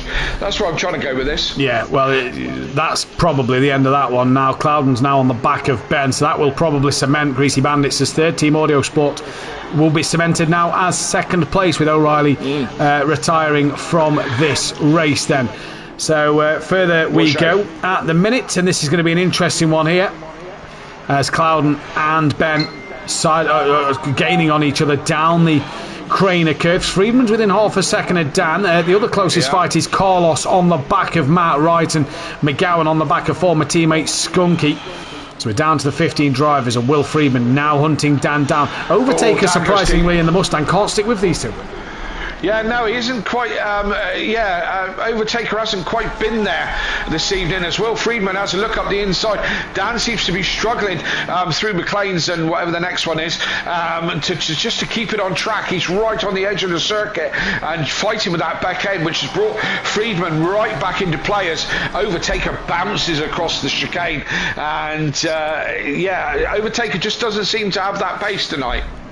No, he doesn't. He's come away with some good results, but like you say, compared to the two Mustangs out front, Overtaker's just not got the same pace as them. He's in fact actually possibly being caught a little bit by Mike. 1.3 goes a little deep in the final hairpin, does Overtaker there, so he's ran deep. That's put Mike right on the back of him now, and they get a run. Ben has a little snap out the final corner, and that's put Cloudon on the back of him. And then you've got Williams, Carlos and the big Nissan of Matt Wright as well further back. So a couple of cars having their own little individual fight. Sylph has taken the fastest lap, is within 6/10 of Tardok. I was just about to say that. Sylph has pulled up to the back of Tardok as well. He's got the bit in his teeth. Is he really going to go for the race win? Or let me ask you a question here, Kelly. Is this Sylph pulling up to the back of Tardok, or is this Tardok trying to put Sylph into the pack? Well, that would be an interesting strategy, but a reasonable one. Especially if he's just heard the stream there and knows that he's got to finish 11th or lower. If he brings the pack, I mean, he's got to bring him right into the pack to push him backwards to drop 10 places and still stay in first. That's some driving to make that happen, isn't it? Yeah. And that would be an extreme move. And when I say extreme move, like not on with most people, let alone your teammate, to be able to do that. I'm probably thinking it's not that sinister, Yeah, we'll wait and see what happens. Let's keep our eyes on everything in this race. Then as we go forward into it, O'Reilly saying that his base again, lack of force feedback in the Discord. And it's just flicking the car each and every way and not doing what he wants to do. Friedman close to Dan, Mike close to Overtaker, Cloudon close to Ben, and if we drop back down to Cloudon, you can see in the background there's Williams and Wright and Carlos as well, and then there's McGowan and Skunky. May is the one who's losing out here, but Sylph and Tardok Dan and Will Freeman, closest fight on the track at the moment between the two Porsches. Yeah, and Will Friedman pulling right into Dan in the braking zones. But I tell you what, it's not, if you haven't got a clear advantage, it's not an easy track to overtake. There isn't that many opportunities. I certainly sat behind B. Craig last night and had a great fight with P. Williams as well last night. And it's difficult to put a move in. And if you get a switchback in one of the on the GP loop, you can always switch back again. Yeah. And it's a game of cat and mouse, this Donny Park. Really is, and that's kind of what all the British tracks are, aren't they? Yeah, true. You've got to make sure you're fully alongside. I think, bar the exception of Silverstone, they're all difficult to overtake on because of the way the track is. Freeman holding a tighter line than Dan, but Dan being able to keep it tight enough that Freeman can't find a way through. Overtaker and Mike are now on the back of this train, so it's now become a quartet of a fight nearly. Yes, indeed, they are closing up. Dan is playing the Truly train at the moment, and he's keeping it there, but he's ultimately on race pace. Seems to be that the others are better. So yeah, it's going to come a four-way fight, as you say, anytime soon.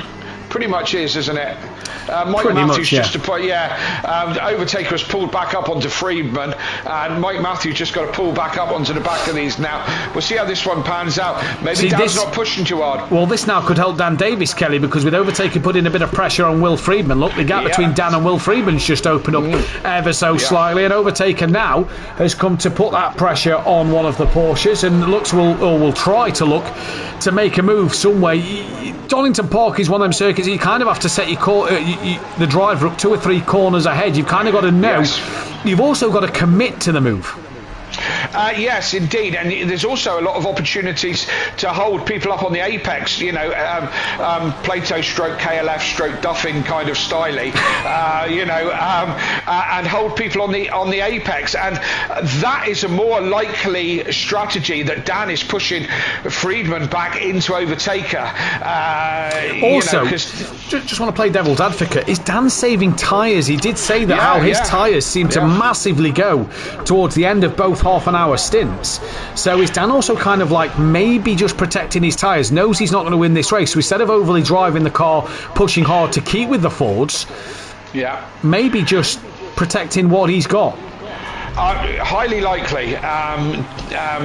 Dan's got a very good race brain. You don't put the achievements up that he's had without having a good race brain, and he will always be thinking about how he can play this game to the best advantage. And I don't mean that in a malicious way, but just what you need to do to make things work your way, and that's what racing is about, you know. Yeah, let's see what happens then in this race. But Overtaker's now fell back into the clutches of Mike, and also Ben has pulled away from Clouden. Ben's almost got himself onto this train and has dropped Jamal Clouden. Jamal Clouden may be suffering with a bit of damage on the front of that car due to what happened at the start of this race. Matt Wright is on the back of Williams and McGowan is with Skunky. We have lost Hoopert, so we are down to 14 drivers to end this championship. What a shame that it is going to end this way, as Matt Wright getting a little close to Williams now, coming down in towards the chicane, and Matt Wright nearly in the boot lid of the Ford Mustang, ends up across the gravel. That could put him under pressure from Carlos. No, probably not going to there, but back to Overtaker. He's lost out a bit to Friedman and has just fell back into Mike a little bit.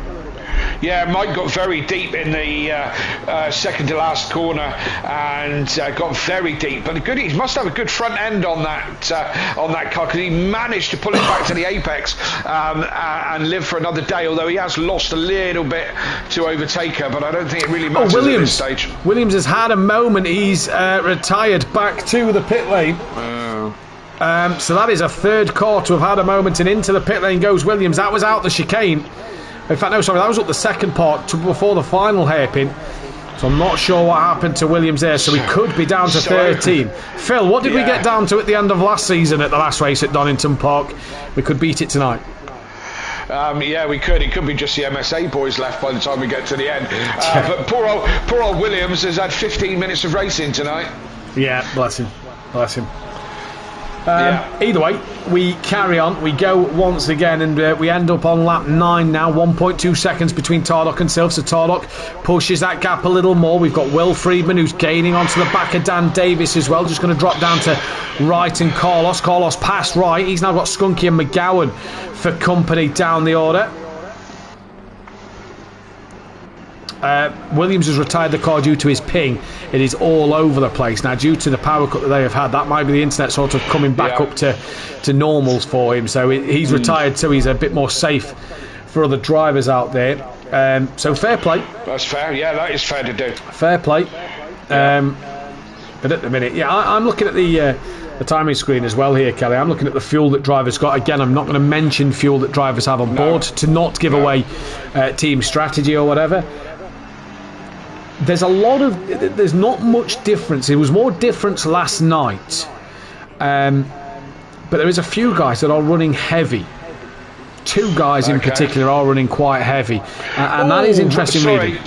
Sorry, Matt. No, actually, no harm done. Mike went in a bit deep on the old hairpin and just had to collect up the back end, which has probably brought Ben into play. Certainly has. Ben is now the next one who's going to join this train, and Clouden needs to put his finger out a little bit because there's opportunities here.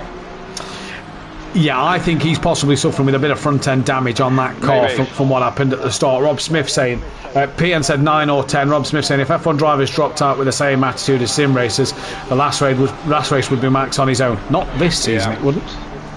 Well, no, but he's got a good point. Makes a very valid point, yeah. Don't get me started again on retirements and for whatever reason, and if it's internet based or if it's equipment based, fair play, and I have no problem with that. But when people drop out just because they're not winning, that's when it starts to narc me a little bit, you know, because we're here to put on a show. Indeed, that's what it's all about. Chris is here this week. Chris is here this week. Evening, Chris. Hey, we haven't heard from Chris for weeks. We haven't heard from Chris for weeks. Where has he been? He's been on his jollies, I reckon. There's Will Freeman gaining onto the back of Dan Davis. Once again, Overtaker's now kind of sat in no man's land. Not really on Freedman and Dan, but has no longer got Mike to deal with behind him. So he's sat in a nice, comfortable position. Going to once again drop down to the Skunky, McGowan, Matt Wright and Carlos fight here because this is going on. Give them a bit of coverage down the back of the pack. So good to see for drivers here. Yep, and Chris saying in the chat it would be different if they had to pay to play. Now I've suggested that in the past, Chris, about pay to play and entrance fee and all the rest of it, and then PM saying pay to fix the car. Well, if that was the case, then Team Audio Sport would be bankrupt. The amount of cars I've had to put right in the past, and probably not from my current team, to be fair. Probably not this season. I'd say more from you. Yeah, thank you. He's here every week. He's just been sat back watching. There we go. Well, don't get involved. Well, it's nice to hear from you, Chris, again. Hopefully you're ready for the touring cars this weekend. Let's go back to Freeman and Dan. That's the closest fight, or was the closest fight, because as we go back to Dan and Freeman's now dropped off the back of Dan again and has fell into the clutch of Overtaker once more. Swindlemack is home from work, so can finally watch a bit of racing. Great to have you with us, Swindlemack, once again as well. Mike can't shake off Ben yet. And Overtaker, Freeman, Overtaker and Dan are a bit very strange at the minute. Freeman's one, and I think it's Freeman. At one stage he's on the back of Dan and looking racy with Dan. The next minute he's on Overtaker. Whereas Overtaker and Dan don't really seem to be losing out or gaining on each other. No, Dan goes very deep on the exit of the hairpin there. And I said about Clouden pulling his finger out, and he has pulled back 7/10 in the last lap. Now Ben is right on the back of Mike Matthews and looking racy. It's certainly ebbing and flowing, Matt, but nobody really attacking or getting the opportunity to. Yeah, interesting to keep our eyes on. Go down to Carlos as well, because Matt Wright's within a couple of tenths of him. Still taking Skunky with him. Back to Ben Rook here then at the moment, who's trying to get onto the back of Mike Matthews. Jamal's slowly crept onto the back of the pair of them, but not massively. Well, you say he's slowly. I mean, he's made half a second up in the last lap. So yeah, he's gaining about half a second a lap. So he is dragging it down. He is going to come into play in a minute, and then you've got a long gap, a big gap back to Carlos. But we are 6 minutes away from the pit window opening, and that could change things dramatically. And apart from Hooper, we haven't had any track limits penalties yet, but I think we might have toward the end of the night. But we've still got 40 minutes to go. Chris says he's supporting Rowbottom. I think Rowbottom will be okay. That Ford didn't. Daniel Rowbottom. I know you, man. All right, okay. I didn't think the Ford looked all that, so let's wait and see what happens there. But Ben on the back of Mike Matthews, still closest fight on track at the moment, and what a shame for Ben. His car's just kind of let him down as the season's gone on. Sill's now 2.5 seconds behind Tardock as we come into this season finale here at Donington Park. It's going to go back down to Carlos and Matt Wright there within a couple of tenths with Skunky with them as well. So wherever we look, Kelly, there's cars with each other, but like we say, nobody can just make a move at the moment. No, absolutely right. They're just kind of following in behind. It's what I said about this track. You know, if you haven't got a clear advantage, then it's difficult to get the job done. And PN saying in the chats, Kelly, you have a whole yard full of ex-sim race cars, mate. If these were real cars, I'd have a warehouse full of them. You know, McLarens, Porsches, Renaults, all sorts of crap. The Audio Sport bonfire night is a real thing. And Dan's Porsche, and I think Ben Zastin's going on it at the end of this season. I think the only cars that's possibly not on it is your Renault. Dan's project car's 2 Porsches. Dan's project car's 2 McLaren.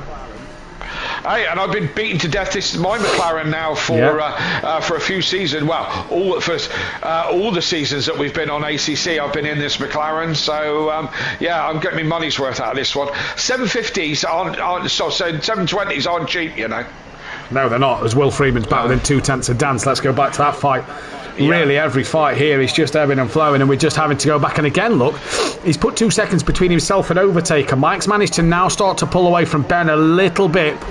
And let's see what Freedman does. So the gap down to Overtaker is about 2.2 seconds, maybe 2.3. So let's see what happens with Will Freedman here, because it's him that keeps dropping back to Overtaker. Mike has definitely, look in the background, pulled away from Ben, so he's going to try and head after Overtaker now to catch up to him there, and let's see what happens. Yes, indeed. Still a little bit of chat of the British Touring Car this week. Starts this week. Matt will be there. Come and join him for a drink at Donington Park, the season opener. And I'm just here sitting thinking who I'm going to get behind this season. I had a pep talk with Jake Hill, genuinely, at Thruxton. I met him beforehand, and that's the beauty of British Touring Car. You can get up and personal with the drivers. You can meet them, have an actual chat with them really easily. And I had a chat with Jake Hill, and I told him that he got it in the bag last season. So the commentator's curse doesn't always follow. But I'm just thinking I'm going to get behind this year, and I may not get behind anybody particular. I might be able to get behind a particular car. And what do you think that one might be, Matt? And before you say Honda, you know it ain't that. I don't know if I need to answer that question, because we all know it secretly is the Honda. You said how nice the livery was on that car. I did like the livery. I think the JPS Lotus as well. I know. Yeah. I think if you want a driver, because I know you're going to get behind the Cupra, so I think you ought to go for Hall. Max Hall, I think his name is. Get behind the new guy. He looked pretty good in testing, and that Cupra looked all right. So maybe that could be your driver for the season, or the great Gordon Shedden. Yeah, he's in the Cooper as well, isn't he? No, he's in the Toyota. Sorry. Nah, forget that. Looks nice in the black this year, the Toyota does. Yeah, well, that's lovely, but looking nice don't win races, does it? Because if that's the case, I would have won so many more than I have. In that case, go Chris Smiley and Dan Lloyd, who's got the help of Matt Neal this season. the legendary. Hey, we had Nigel Mansell and Steve Soper mentioned, and Jason Plato. I understand Jason Plato being mentioned. I understand Steve Soper being mentioned. Nigel Mansell, in a touring car aspect, doesn't even cut the mustard. No, not for me. I don't think it was his finest hour, to be honest with you. But I remember him stacking it at the old hairpin, right in front of me, and. Yeah. Go on the 55 Mondeo. Formula One is one thing, touring car is something very different, and we've said this before. Put a load of current Formula One drivers in a touring car against the current touring car field and see how well they do. Do you know who I'd really love to see have a go? Genuinely. Yeah. And you go back to the Super Tour era of Yvonne Muller, Matt Neal, Jason Plato, Alain Menu, Ricardo Rido, James Thompson, them kind of drivers. Chuck Max Verstappen in there. Go on, bud. Let's see how aggressive you can be now, because I think that would be chaos. Oh, Ben's got it all sideways. Oh, that was a good catch. And I've got to be said, Ben's had some brilliant saves. Hasn't he, today? Yeah, and that was another one. I thought he was just entering the drift championships there. But Esteban Clouden right on the back of him. He's now within a couple of tenths. So Clouden is here, and he's in this battle now. Pit's going to open. These are all going to go past the pits this time round. The pits will open. I tell you who might not, seconds. Carlos Down might be able to get into the pit lane come the end of this. They've only just entered the chicane, so this is going to be interesting at the minute. Going to go back to Friedman and Dan. In fact, look, Friedman's dropped off the back of Dan and has now got Overtaker pretty close behind. So these come through with 20 seconds left. Can't do anything about the pit window. Maybe not, maybe Carlos and that's all going to clear it as well. Evening to Paul Williams in the chat. And Rob Smith, going to support Nick Hamilton for the disabled community. I love Nick Hamilton. Such a guy. Really pleasant guy to speak with. Nice guy. Wish him the best of luck. Luke Cook in the chat. Put a touring car driver into an F1 car. He'll meet God within one lap. Yeah, he probably would. Yeah, it would be an expensive day out, that would. I don't think he would, because F1 cars have got so much grip that he'd probably poo his pants, but I don't think he'd possibly cause that collision. Let's not forget Nikita Mazepin sat in an F1 car, so we have got drivers in F1 that are probably worse than a touring car driver. But I do like the comment, Luke Cook. It is a pretty good one, a pretty fair one as well. Yeah, absolutely. But wouldn't we love to just see something like that? I'd like to see Jenson Button do British touring car. I think that would be interesting. But it's not very many, apart from maybe I can think of Alain Menu, who was ex-Formula One, who did well as a touring car driver, but you got the likes of Mark Blundell who did nothing. Do you know what I mean? I would really like to see some current ones in British touring car. There's not enough. There's not enough of that, is there? Do you know honestly who I'd love? Go on. I'd love Lewis to fund a team, put two cars on the grid, him and Nick in a team. Yeah. Yes, it's Lewis Hamilton in his 40s, but I think that'd be brilliant.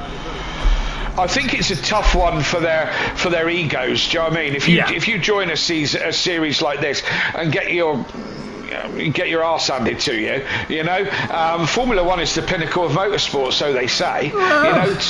So they say, to get your arse handed to you by what could we say, part-time professionals, Some of them, would be really quite embarrassing for some of the F1 egos, as Ben Rook gets it all crossed up again, going out of McLaren's. And again, he's struggling with the back end. Entertaining to watch, though. Van Zel says in the chat, stuck at work when I was supposed to race this one, man, that sucks. Van Zel, we hope to see you back next season. Lewis Cook, was he actually quick compared to F1 driver times? I don't think McRae would have ever been quick compared to F1 driver times, but tyres gone within 4 laps, that's not going to help.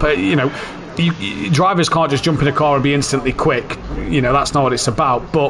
And we say pinnacle of motorsport, F1, it's world endurance nowadays, has to be. Last weekend said it all. I watched 6 hours of Imola and I watched 2 hours of the F1, and even in its most dull times, the 6 hour of Imola was more exciting than the 2 hours of Formula 1. Ben Rook's just got in the pits. So's Mike, so's Dan. Yeah, a load of them have opted into the pits. I was calling F1 the pinnacle of motorsport by the investment and the development and so on and so forth, and that and probably the viewers and all the rest of it, not on pure racing, because let's face it, we've all watched many dull Grand Prix, so the pinnacle of motorsport as far as development, technical, money, blah blah blah. Rossi also drove the Mercedes car when Lewis had to go on his bike, and Lewis wasn't slow on his bike, and he wasn't slow in Lewis's Mercedes. So do you know what? I've said this. You can drive, and you can drive. Do you know what I mean? Let's be honest as well. Right. Going on what you're saying, that you can drive and you can drive, right? Yeah. F1 is. I'm not going to say it's so easy for like the likes of me and you, but if you're a trained racing driver, you can jump in that Red Bull and be quick. Yeah. Sorry, bad example, because the Red Bull's set up for Max Verstappen. But you can jump in an F1 car and be somewhat decent from the word go. Yeah. Yeah. Let's. Absolutely, and you know, is this why a lot of the F2 drivers coming up are so good, because they've learned their craft in a car which is harder to drive, much harder to drive and much looser to drive, you know, and then they come to Formula One and find it a little bit easy. And I say easy, I say that as tongue-in-cheek as it can possibly be, because I have no doubt that any one of us could even get it off the line. To me and you, it is the hardest, one of the hardest things in the world. You know, it's as hard as being an astronaut, but to a racing driver, it is, you know, it will come second nature to jump in a car and be quick. Luke Cook saying that I'm going to say it. Rally drivers are the most skilled. Rally drivers are the most skilled, and I will never argue that or debate that thing. That is just fact. They're just disconnected, aren't they? Do you know what I mean? You have got to be, you know, to blind luck. No fear. No fear. You've got to go flat scat into a corner that your mate has just told you if it's good or bad. Yeah. You know, so yes, I will agree with that. My point was that if you can drive, you can drive. And let's take, I mean, Sebastian Loeb. I mean, multiple rally car driver, and then pretty much, you know, just I didn't think he had the minerals to be able to circuit race, but he kind of aced that as well. Like Will Freeman, sorry Kelly, Will Freeman jumped Dan in the pit lane. Well done, Will. So there's been it is only just, but there's been a move done there. So we keep our eyes on that in regards to Overtaker as well. And you've hit the nail on the head. Sebastian Loeb, World Touring Cars, World Rally Championship. He's done other bits as well. Yeah. You know, I have no doubt that another person like him could be Max. Yeah. And Tom, I'll throw Tom Christensen into that one as well. Yeah. Like, you know, what a driver! You only have to watch Race of Champions really to start to get an idea of drivers and drivers. You know? The thing I find with Race of Champions, and I've watched it with Dan recently in the last couple of years, some of them, the last couple of seasons or championships was done on snow. Now I don't care if the cars are equal or not. That is going to favour a rally driver over Jamie Chadwick, who had a go at it. You know what I mean? That's no disrespect to Jamie Chadwick, but that condition will favour rally drivers. Drive on gravel, dirt, tarmac, snow, everything. That will favour their skill set. Yeah. Can you put a rally driver in a touring car scenario? Yes. Sebastian Loeb is has proven that you can do it. He is. I think you've got to look at, and again, I stand on my statement, if you can drive, you can drive. But rally car drivers drive a car that's loose, almost drift-like. The car is constantly sliding, where circuit racing is a little bit more precise, you know, and we all know, especially us that sim race and do any kind of amateur driving, that braking points, apexes, every traction zones, everything matters on circuit racing, you know. But as I said, if you can drive, you can drive. Clouden has jumped Ben Ruck in the pit, so interesting to see here as well. Both Audio Sport drivers losing out of place by being jumped in the pit. Damien Hibbs is saying that TT riders, big balls is a mystery that they have. I think motorbike racing in general is big balls, because some of the even circuit motorbike racing, some of the crashes you can have in that. You know, you're putting your body. Clouden is weaving on the sim place straight here to get some temperature possibly into his tyres. But I think motorbike racing is Tordok apparently spun, lost 15 seconds to Overtaker. So where's Sylph? Sylph's coming around the final corner. Yeah, I'm glad Rob Smith's watching the race. Me too. Overtaker's clear before Tordok, look. Yeah. So one, did Overtaker change tyres? Two, is that how much time that Tordok did lose? That's looking like it. Tordok is only now coming to the line. Overtaker's jumped both Dan and Friedman. I don't think Takers took tyres. Maybe not. We might not see if he's been gentle. Overtaker was 2 seconds behind Dan. That gap is bigger than 2 seconds. So I think Taker's not took tyres. Most importantly, this is kind of Tardok's championship just falling away even further now. Yeah, I agree. Yeah, I mean, getting to bike racing, that's just death on a stick. You have got to be completely disconnected for any kind of motorbike racing, and fair play to them, do you know what I mean? Especially the TT. So 26 minutes left to go. Dan's on the back of Tardock at the moment. Friedman's chasing down after Overtaker. I don't think Takers took tyres. To jump Friedman and Dan. Did Friedman take tyres? Well, that did cross my mind. Let's see. I mean, the track is only 19 degrees, so, not overly hot. Gamble, innit? It depends how much you're sliding around. I'd have took tyres. Yeah, so would have I. I'd have took tyres. I think Donington's one of them circuits that it's easy to slide the tyres and just take that top layer off the tyres through the corners. I'd have taken tyres. So it's going to be interesting to see the pace difference at the end of this race. Friedman's already getting onto the back of Overtaker. And catching quickly. There's the question: who's taken tyres, who hasn't, or is this just about pace? Dan was certainly the cork in the bottle before the round of pit stops, as it's now translated into different pace for different people. Overtaker's still not looking overly quick, is he? No, although he's not. Done the business, and he's now in second place, and that's a absolute second place after now all the pit stops are done. But he's still not looking overly comfortable, not looking at the Overtaker that we kind of know. This to me then would suggest that maybe Friedman did take tyres and that Overtaker's tyres are already hurting. Like I say, just easy to have a car, but be a bit slidey through some of these corners. I know from Tuesday night, even in the GT4, so on the exit of some of the corners, it was easy to just slide the car out. Look, Taker didn't get a great run through the chicane here. Friedman's coming to the outside line. We've seen how good Dan's been around the outside at this first hairpin on the traction zone, setting him up for the next part. Taker has a wiggle on exit, look, and that could be all down to tyres. Friedman's through, Tardock and Dan's now with him. Overtaker took that tighter line, just lost out on traction, back end complaining. Did he not take tyres with the gamble of putting himself in a podium position and take his chances on worn tyres? It's last race of the season, why not try it? What's he got to lose? And now Tardock is right up behind Overtaker, and he's having a look down the craners. It's brave out there, but we know these MSA boys are not afraid to try it round the outside, as Tardock has a look to the inside on the old hairpin, but Overtaker's got that one covered. Will Freeman's now pulling away. Will Freeman is now pulling away, so there's a big pace difference there already. This is going to be an interesting one to see what will happen in this race. Silf, though, 11 seconds in the lead, fastest lap. This is championship decided, you say, from here for Silf, barring anything disastrous going wrong.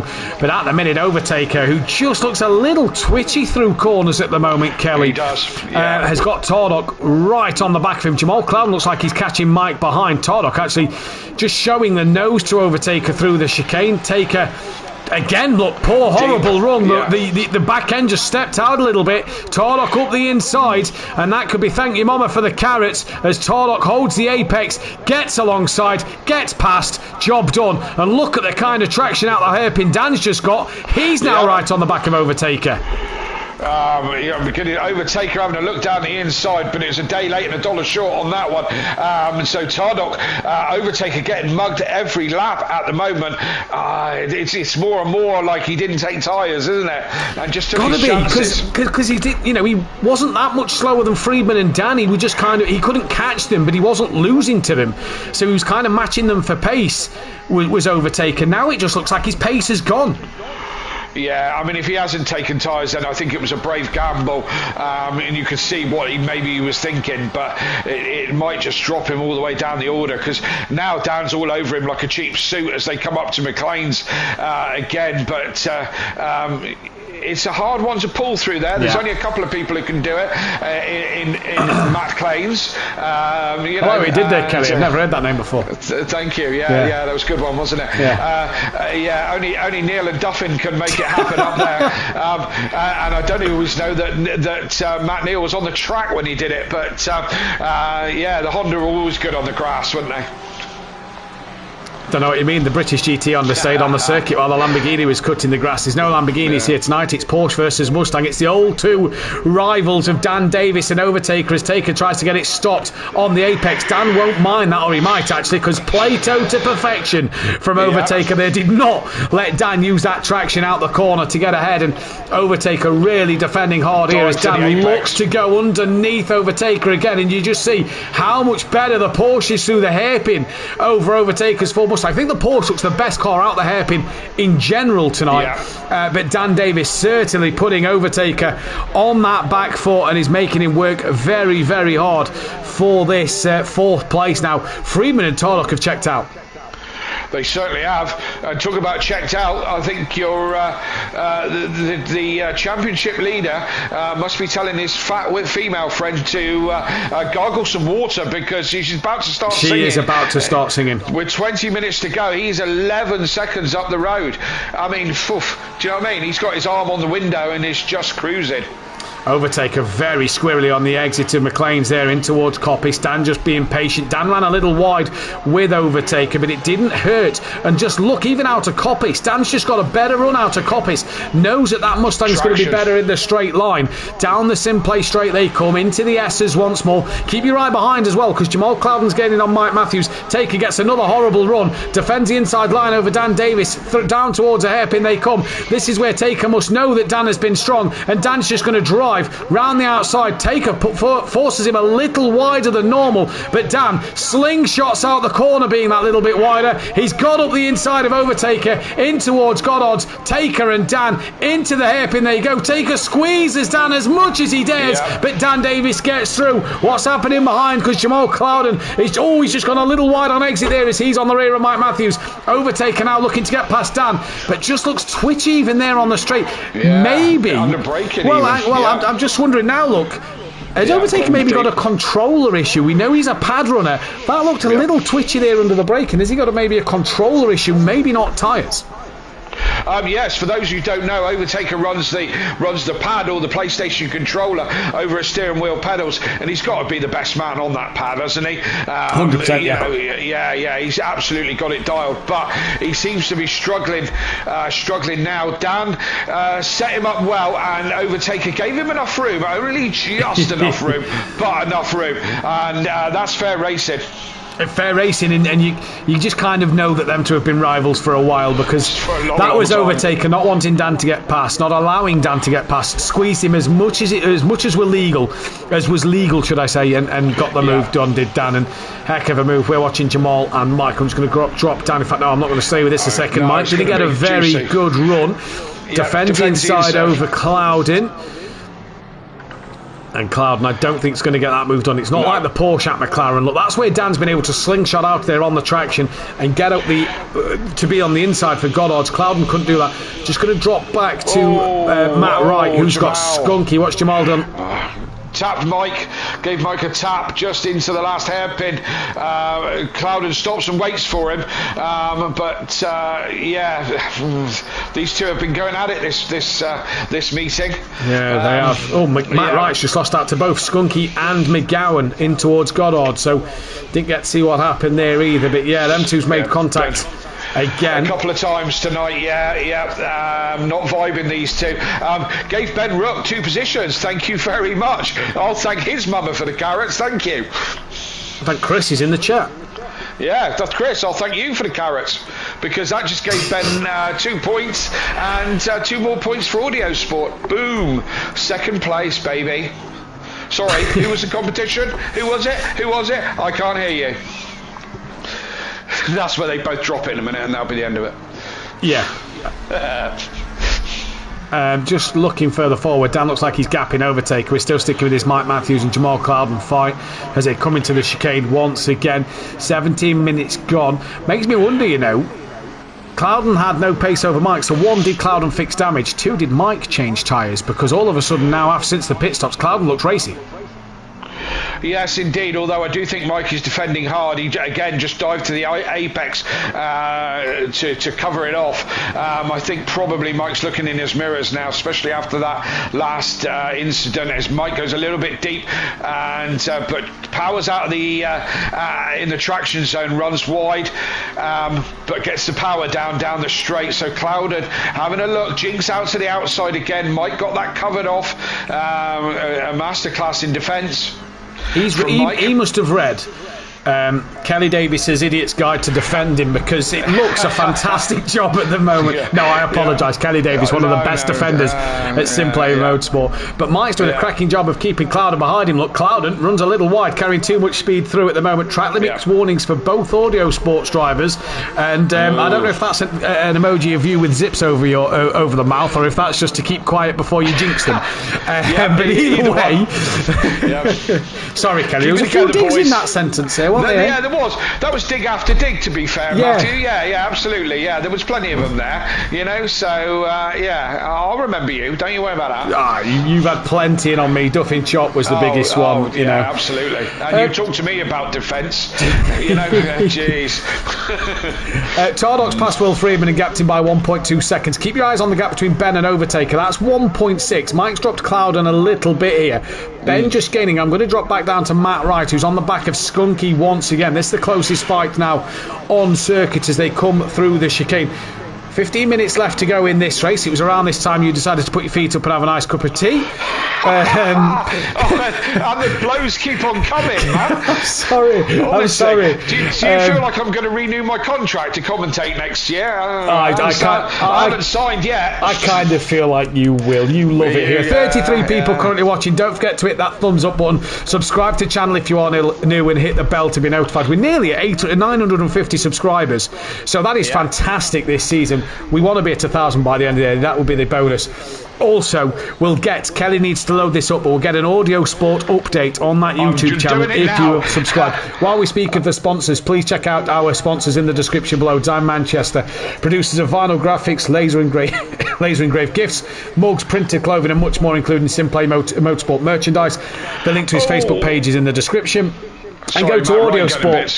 Yeah, just saw that. And Audio Sport as well. Manufacturer VW Transporter, T4 Audio Solutions and Styling Products. Head over to www.audiosport.co.uk. Link is in the link to the Facebook is in there as well. Let's go over to their YouTube channel, and all you got to do is hit the subscribe button. Because Kelly, how many are you on?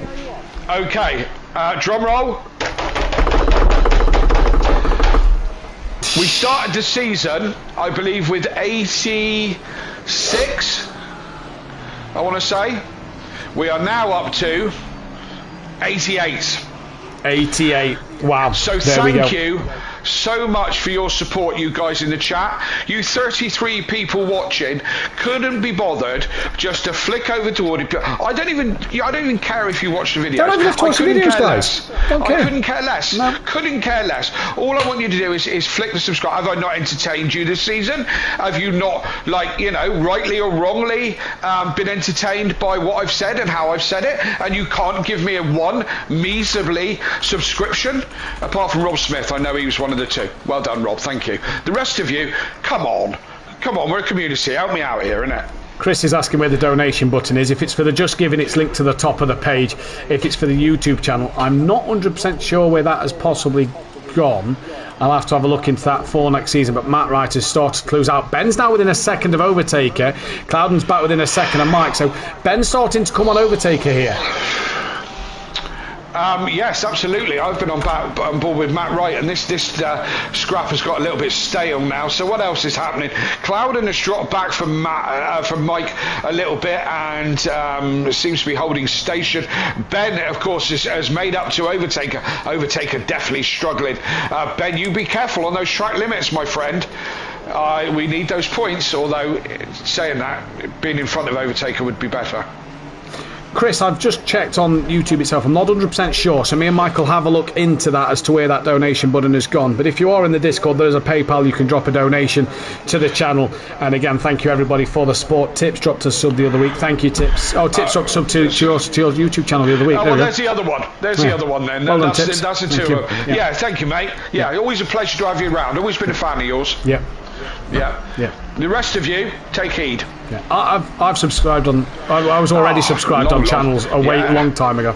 Long time ago. Yeah. 5 years ago. Yeah. The last time I probably put a video up. Yeah, more than likely. Yeah, I probably watched that video. Do you know what? What I thought of today? By the way, me and Dan had a chuckle earlier. I thought of something today. This week, this build-up to the Nordschleife event this week, we spoke about it earlier in the season, is 4 years since we done our last Nordschleife charity event, yeah? Yeah. Right? Damien Hibb says, go check your subs now. Hey, thank you. Go. I will in a minute. Yes, Chris, thank you very much. He's going to give extra to the Just Giving. Thank you, Chris. Thank you. Thank you. 90! We're up to 90, Matt! 90! See? Yeah. Just only 10 away from 100. It'll only take me another... Oh, look at this. Seasons. Look at this. Ben just having a look at the inside of Overtaker. Clown's having a look at Mike. But anyway, I was watching a video earlier that come to my mind. Ben nearly clouts the back of Overtaker there and nearly lost the 2 places he gained earlier. It was a certain Kelly Davis reading out from a script about the last cancer research charity event. Speaking of videos. Oh, yeah. For some reason, that popped into my head. Yeah. I'd forgotten I'd done that, and then it came up. I think I was trawling through some videos to... Mike's got Wiggly on the grass. Sorry, Kelly. Jamal could have a run down the crane of curves. Jamal inside. Denny's going to be on the outside. Mike will have that racing line going into the old hairpin, but Jamal's going to go up the inside. They touch slightly. Both get away with it. Jamal through and up to 7th place. Handbags with those two for sure. Jamal now can get on and see if he can catch up to the back of the 2 in front of him, because they're certainly gaining on them anyway, you know. So Ben needs to get this done in a minute, because he's going to have Clouden all over the back of him very soon. He is indeed. But so that popped up for the Sabine Schmidt's charity cancer research event. I did that. It didn't pop up for me for some reason. I came home and me and Dan was on about videos, and I said I mentioned that one, and Yeah, absolutely, and I don't even know if there's any way that you can see that now, which is probably quite lucky. But that was 4 years ago, and we are staring down the neck of doing another one, and we want you involved as much as possible. Thank you for those people who've donated money already. But again, Ben hard on the brakes into that hairpin, that final hairpin, and Ben, stay off the grass. We don't need another penalty. I see Lexi's turned up 9 minutes before the end of the evening, but lovely that you've turned up, my friend, and always good to see that you're there in the chat. Of course, our Pro-Am commentator, and is she planning to do the whole 24?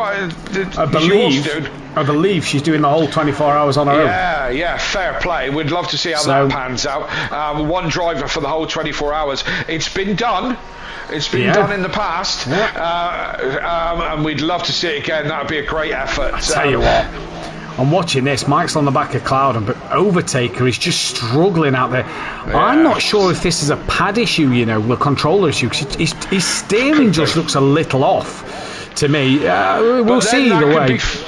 That could be fighting the tyres. You imagine driving on a pad, you've only got a small window of what you do with your thumb.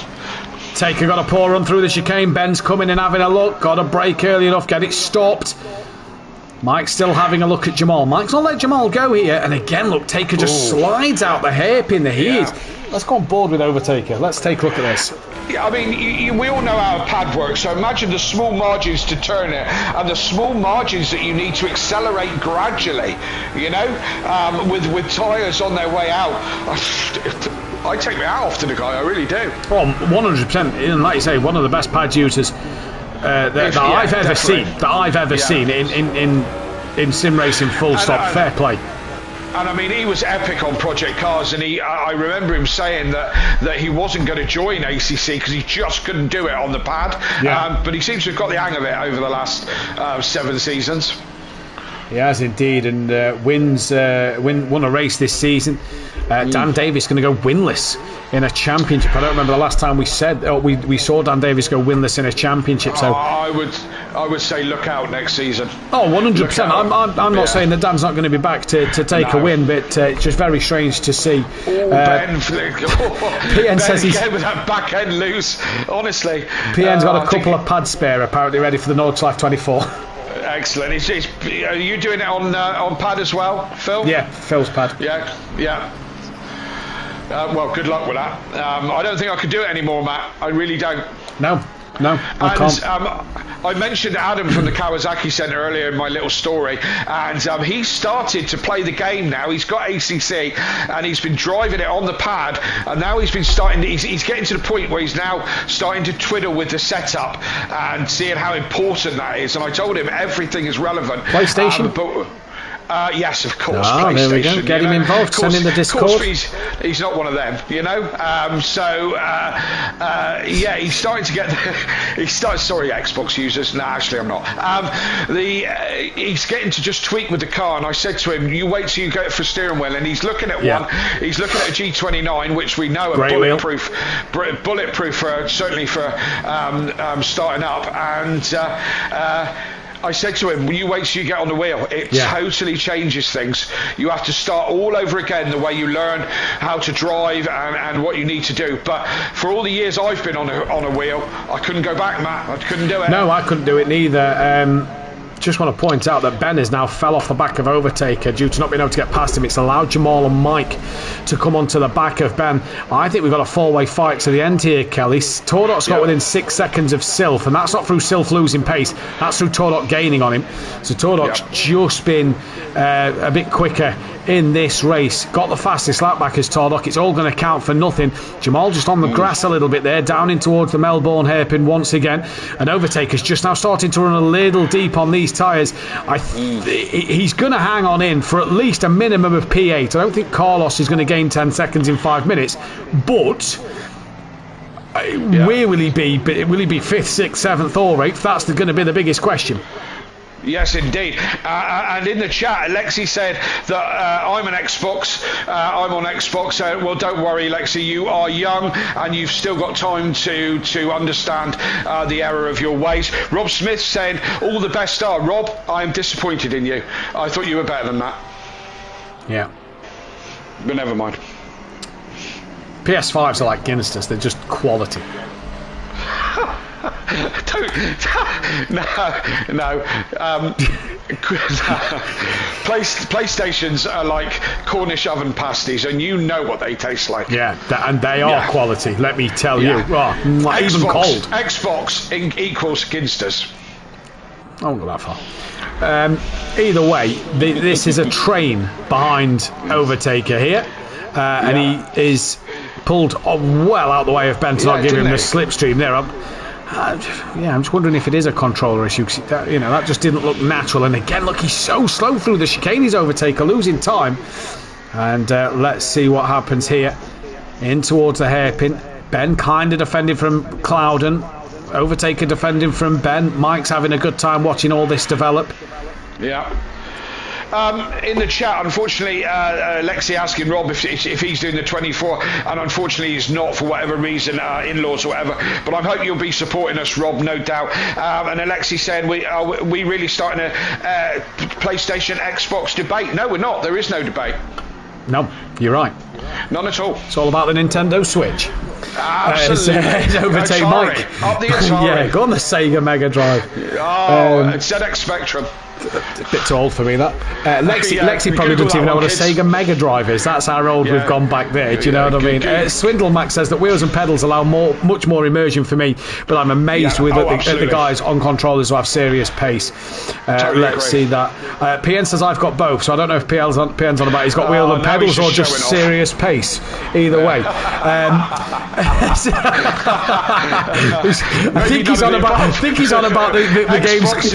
Yeah, I think Xbox and PlayStation. I think that's what he's on about. But yes, you see what I did there. 007 on the N64 GoldenEye, isn't it? If I remember rightly. But yeah, could be. I've been pretty much PlayStation man all the way, and for me, Matt Hoffman Pro BMX on PlayStation 2. What a game! What a game! So Jamal gets ever so close to Ben into the hairpin. He could almost have reached over and just tapped him on the shoulder then, but no harm done, nobody touched. Overtaken very deep into the last hairpin, Matt, but I still don't think that Ben's got the traction himself to be able to capitalise on it. But Mike Matthews back in the fight as well. He's right on the back of this four-way fight. This is the best one on track at the moment. Everyone else is checked out. Zardock is catching Silth a little bit, but not quick enough. We've only got 2 minutes left of this race, and it could all still change very quickly if these lot come together. They could all still change. This is the fight we're watching. Just going to drop down and look at Matt Wright, who's got Skunky and McGowan. They've had a good little scrap as well. Probably I'll see you not there, had Phil. the coverage that they have deserved tonight. They've had a good little fight themselves. But yeah, it's going to be interesting to see what will happen at the end here. Taker's definitely running thin on tyres, I reckon. Absolutely, and the whole debate, the whole debate is on consoles now. And yes, Rob, I do remember the grandstand console. I go back. I call myself a first-generation gamer because I go all the way back to Pong and Atari and all that back when I was just a mere boy. You know, like 10 years ago. Oh, Ben had a little look on Overtaker there. Overtaker's very deep. Ben holds it tight here. Ben's going to have a run on Overtaker. The problem is, will that allow Jamal Clouden to look up the inside of Ben? Overtaker manages to pull out in front a little bit more. Clouden goes a little deeper than Ben, looks to the outside line. He's not going to make that one stick. Ben manages to do it. We're on the final lap of this race, I do believe. With Sylph is trying to catch Tarlock. Clouden's looking each way to Sunday to try and get past Ben. This has been a fantastic scrap all night. Clouden nearly in the back of Ben there. And Overtaker's tyres must be hanging on for dear life, for grip as well. Swindlemack, I've been around since the days when Pong came out. Yes, I'm old, sort of. Yeah, there we go. So Swindlemack, that's fantastic to see. But at the minute...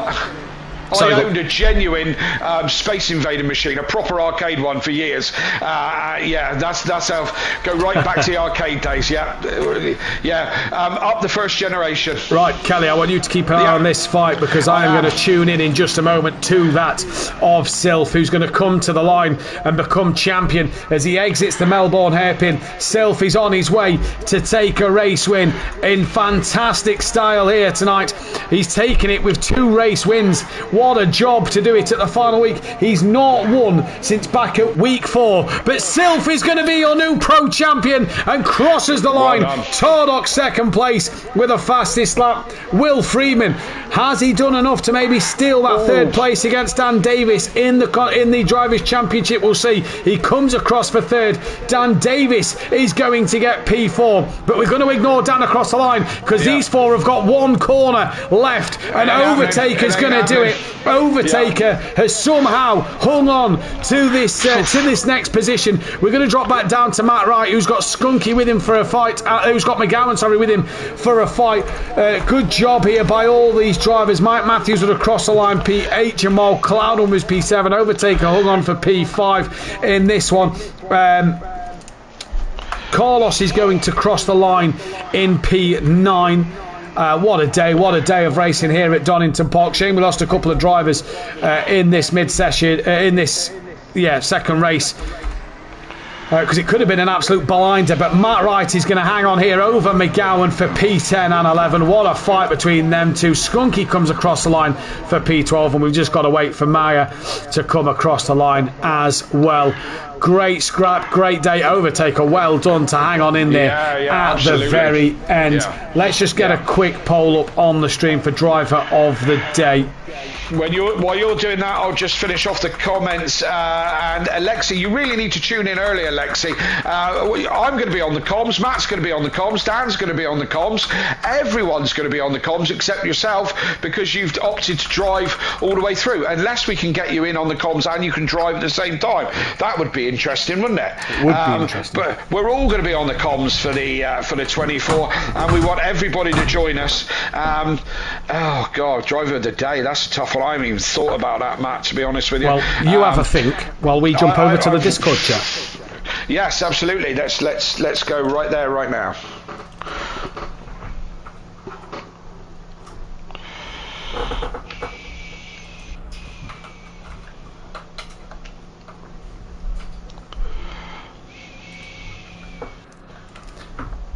And into the Discord chat we jump. I've left the wrong... No, plugged the wrong thing in.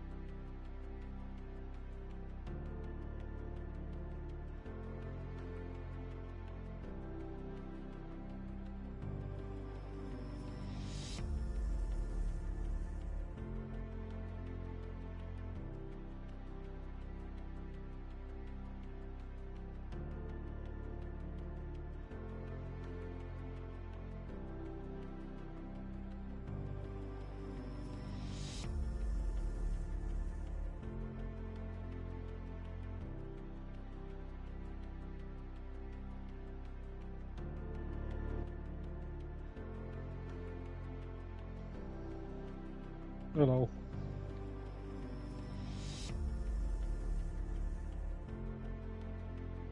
What we'll do is I'll put like a 15-minute practice on just for everybody to get into the server, but just kind of get straight into it. Yeah. I don't think we need to fuck about having a long stream, just sort of like straight into it. Who's qualified for team audio sport now, Don't know yet. Because you're obviously not. Me, well, I'm the only one. I don't know if Dan's done 2 back-to-back valid laps, but I have. I have. Yeah. Plus, to be fair, I don't think it matters who qualifies. It's a 24-hour race around the hardest track on the calendar. No, it doesn't matter. You know. Just one. Yeah, we've not spoke about it yet. We've not sorted anything, so we'll see what happens and go from there.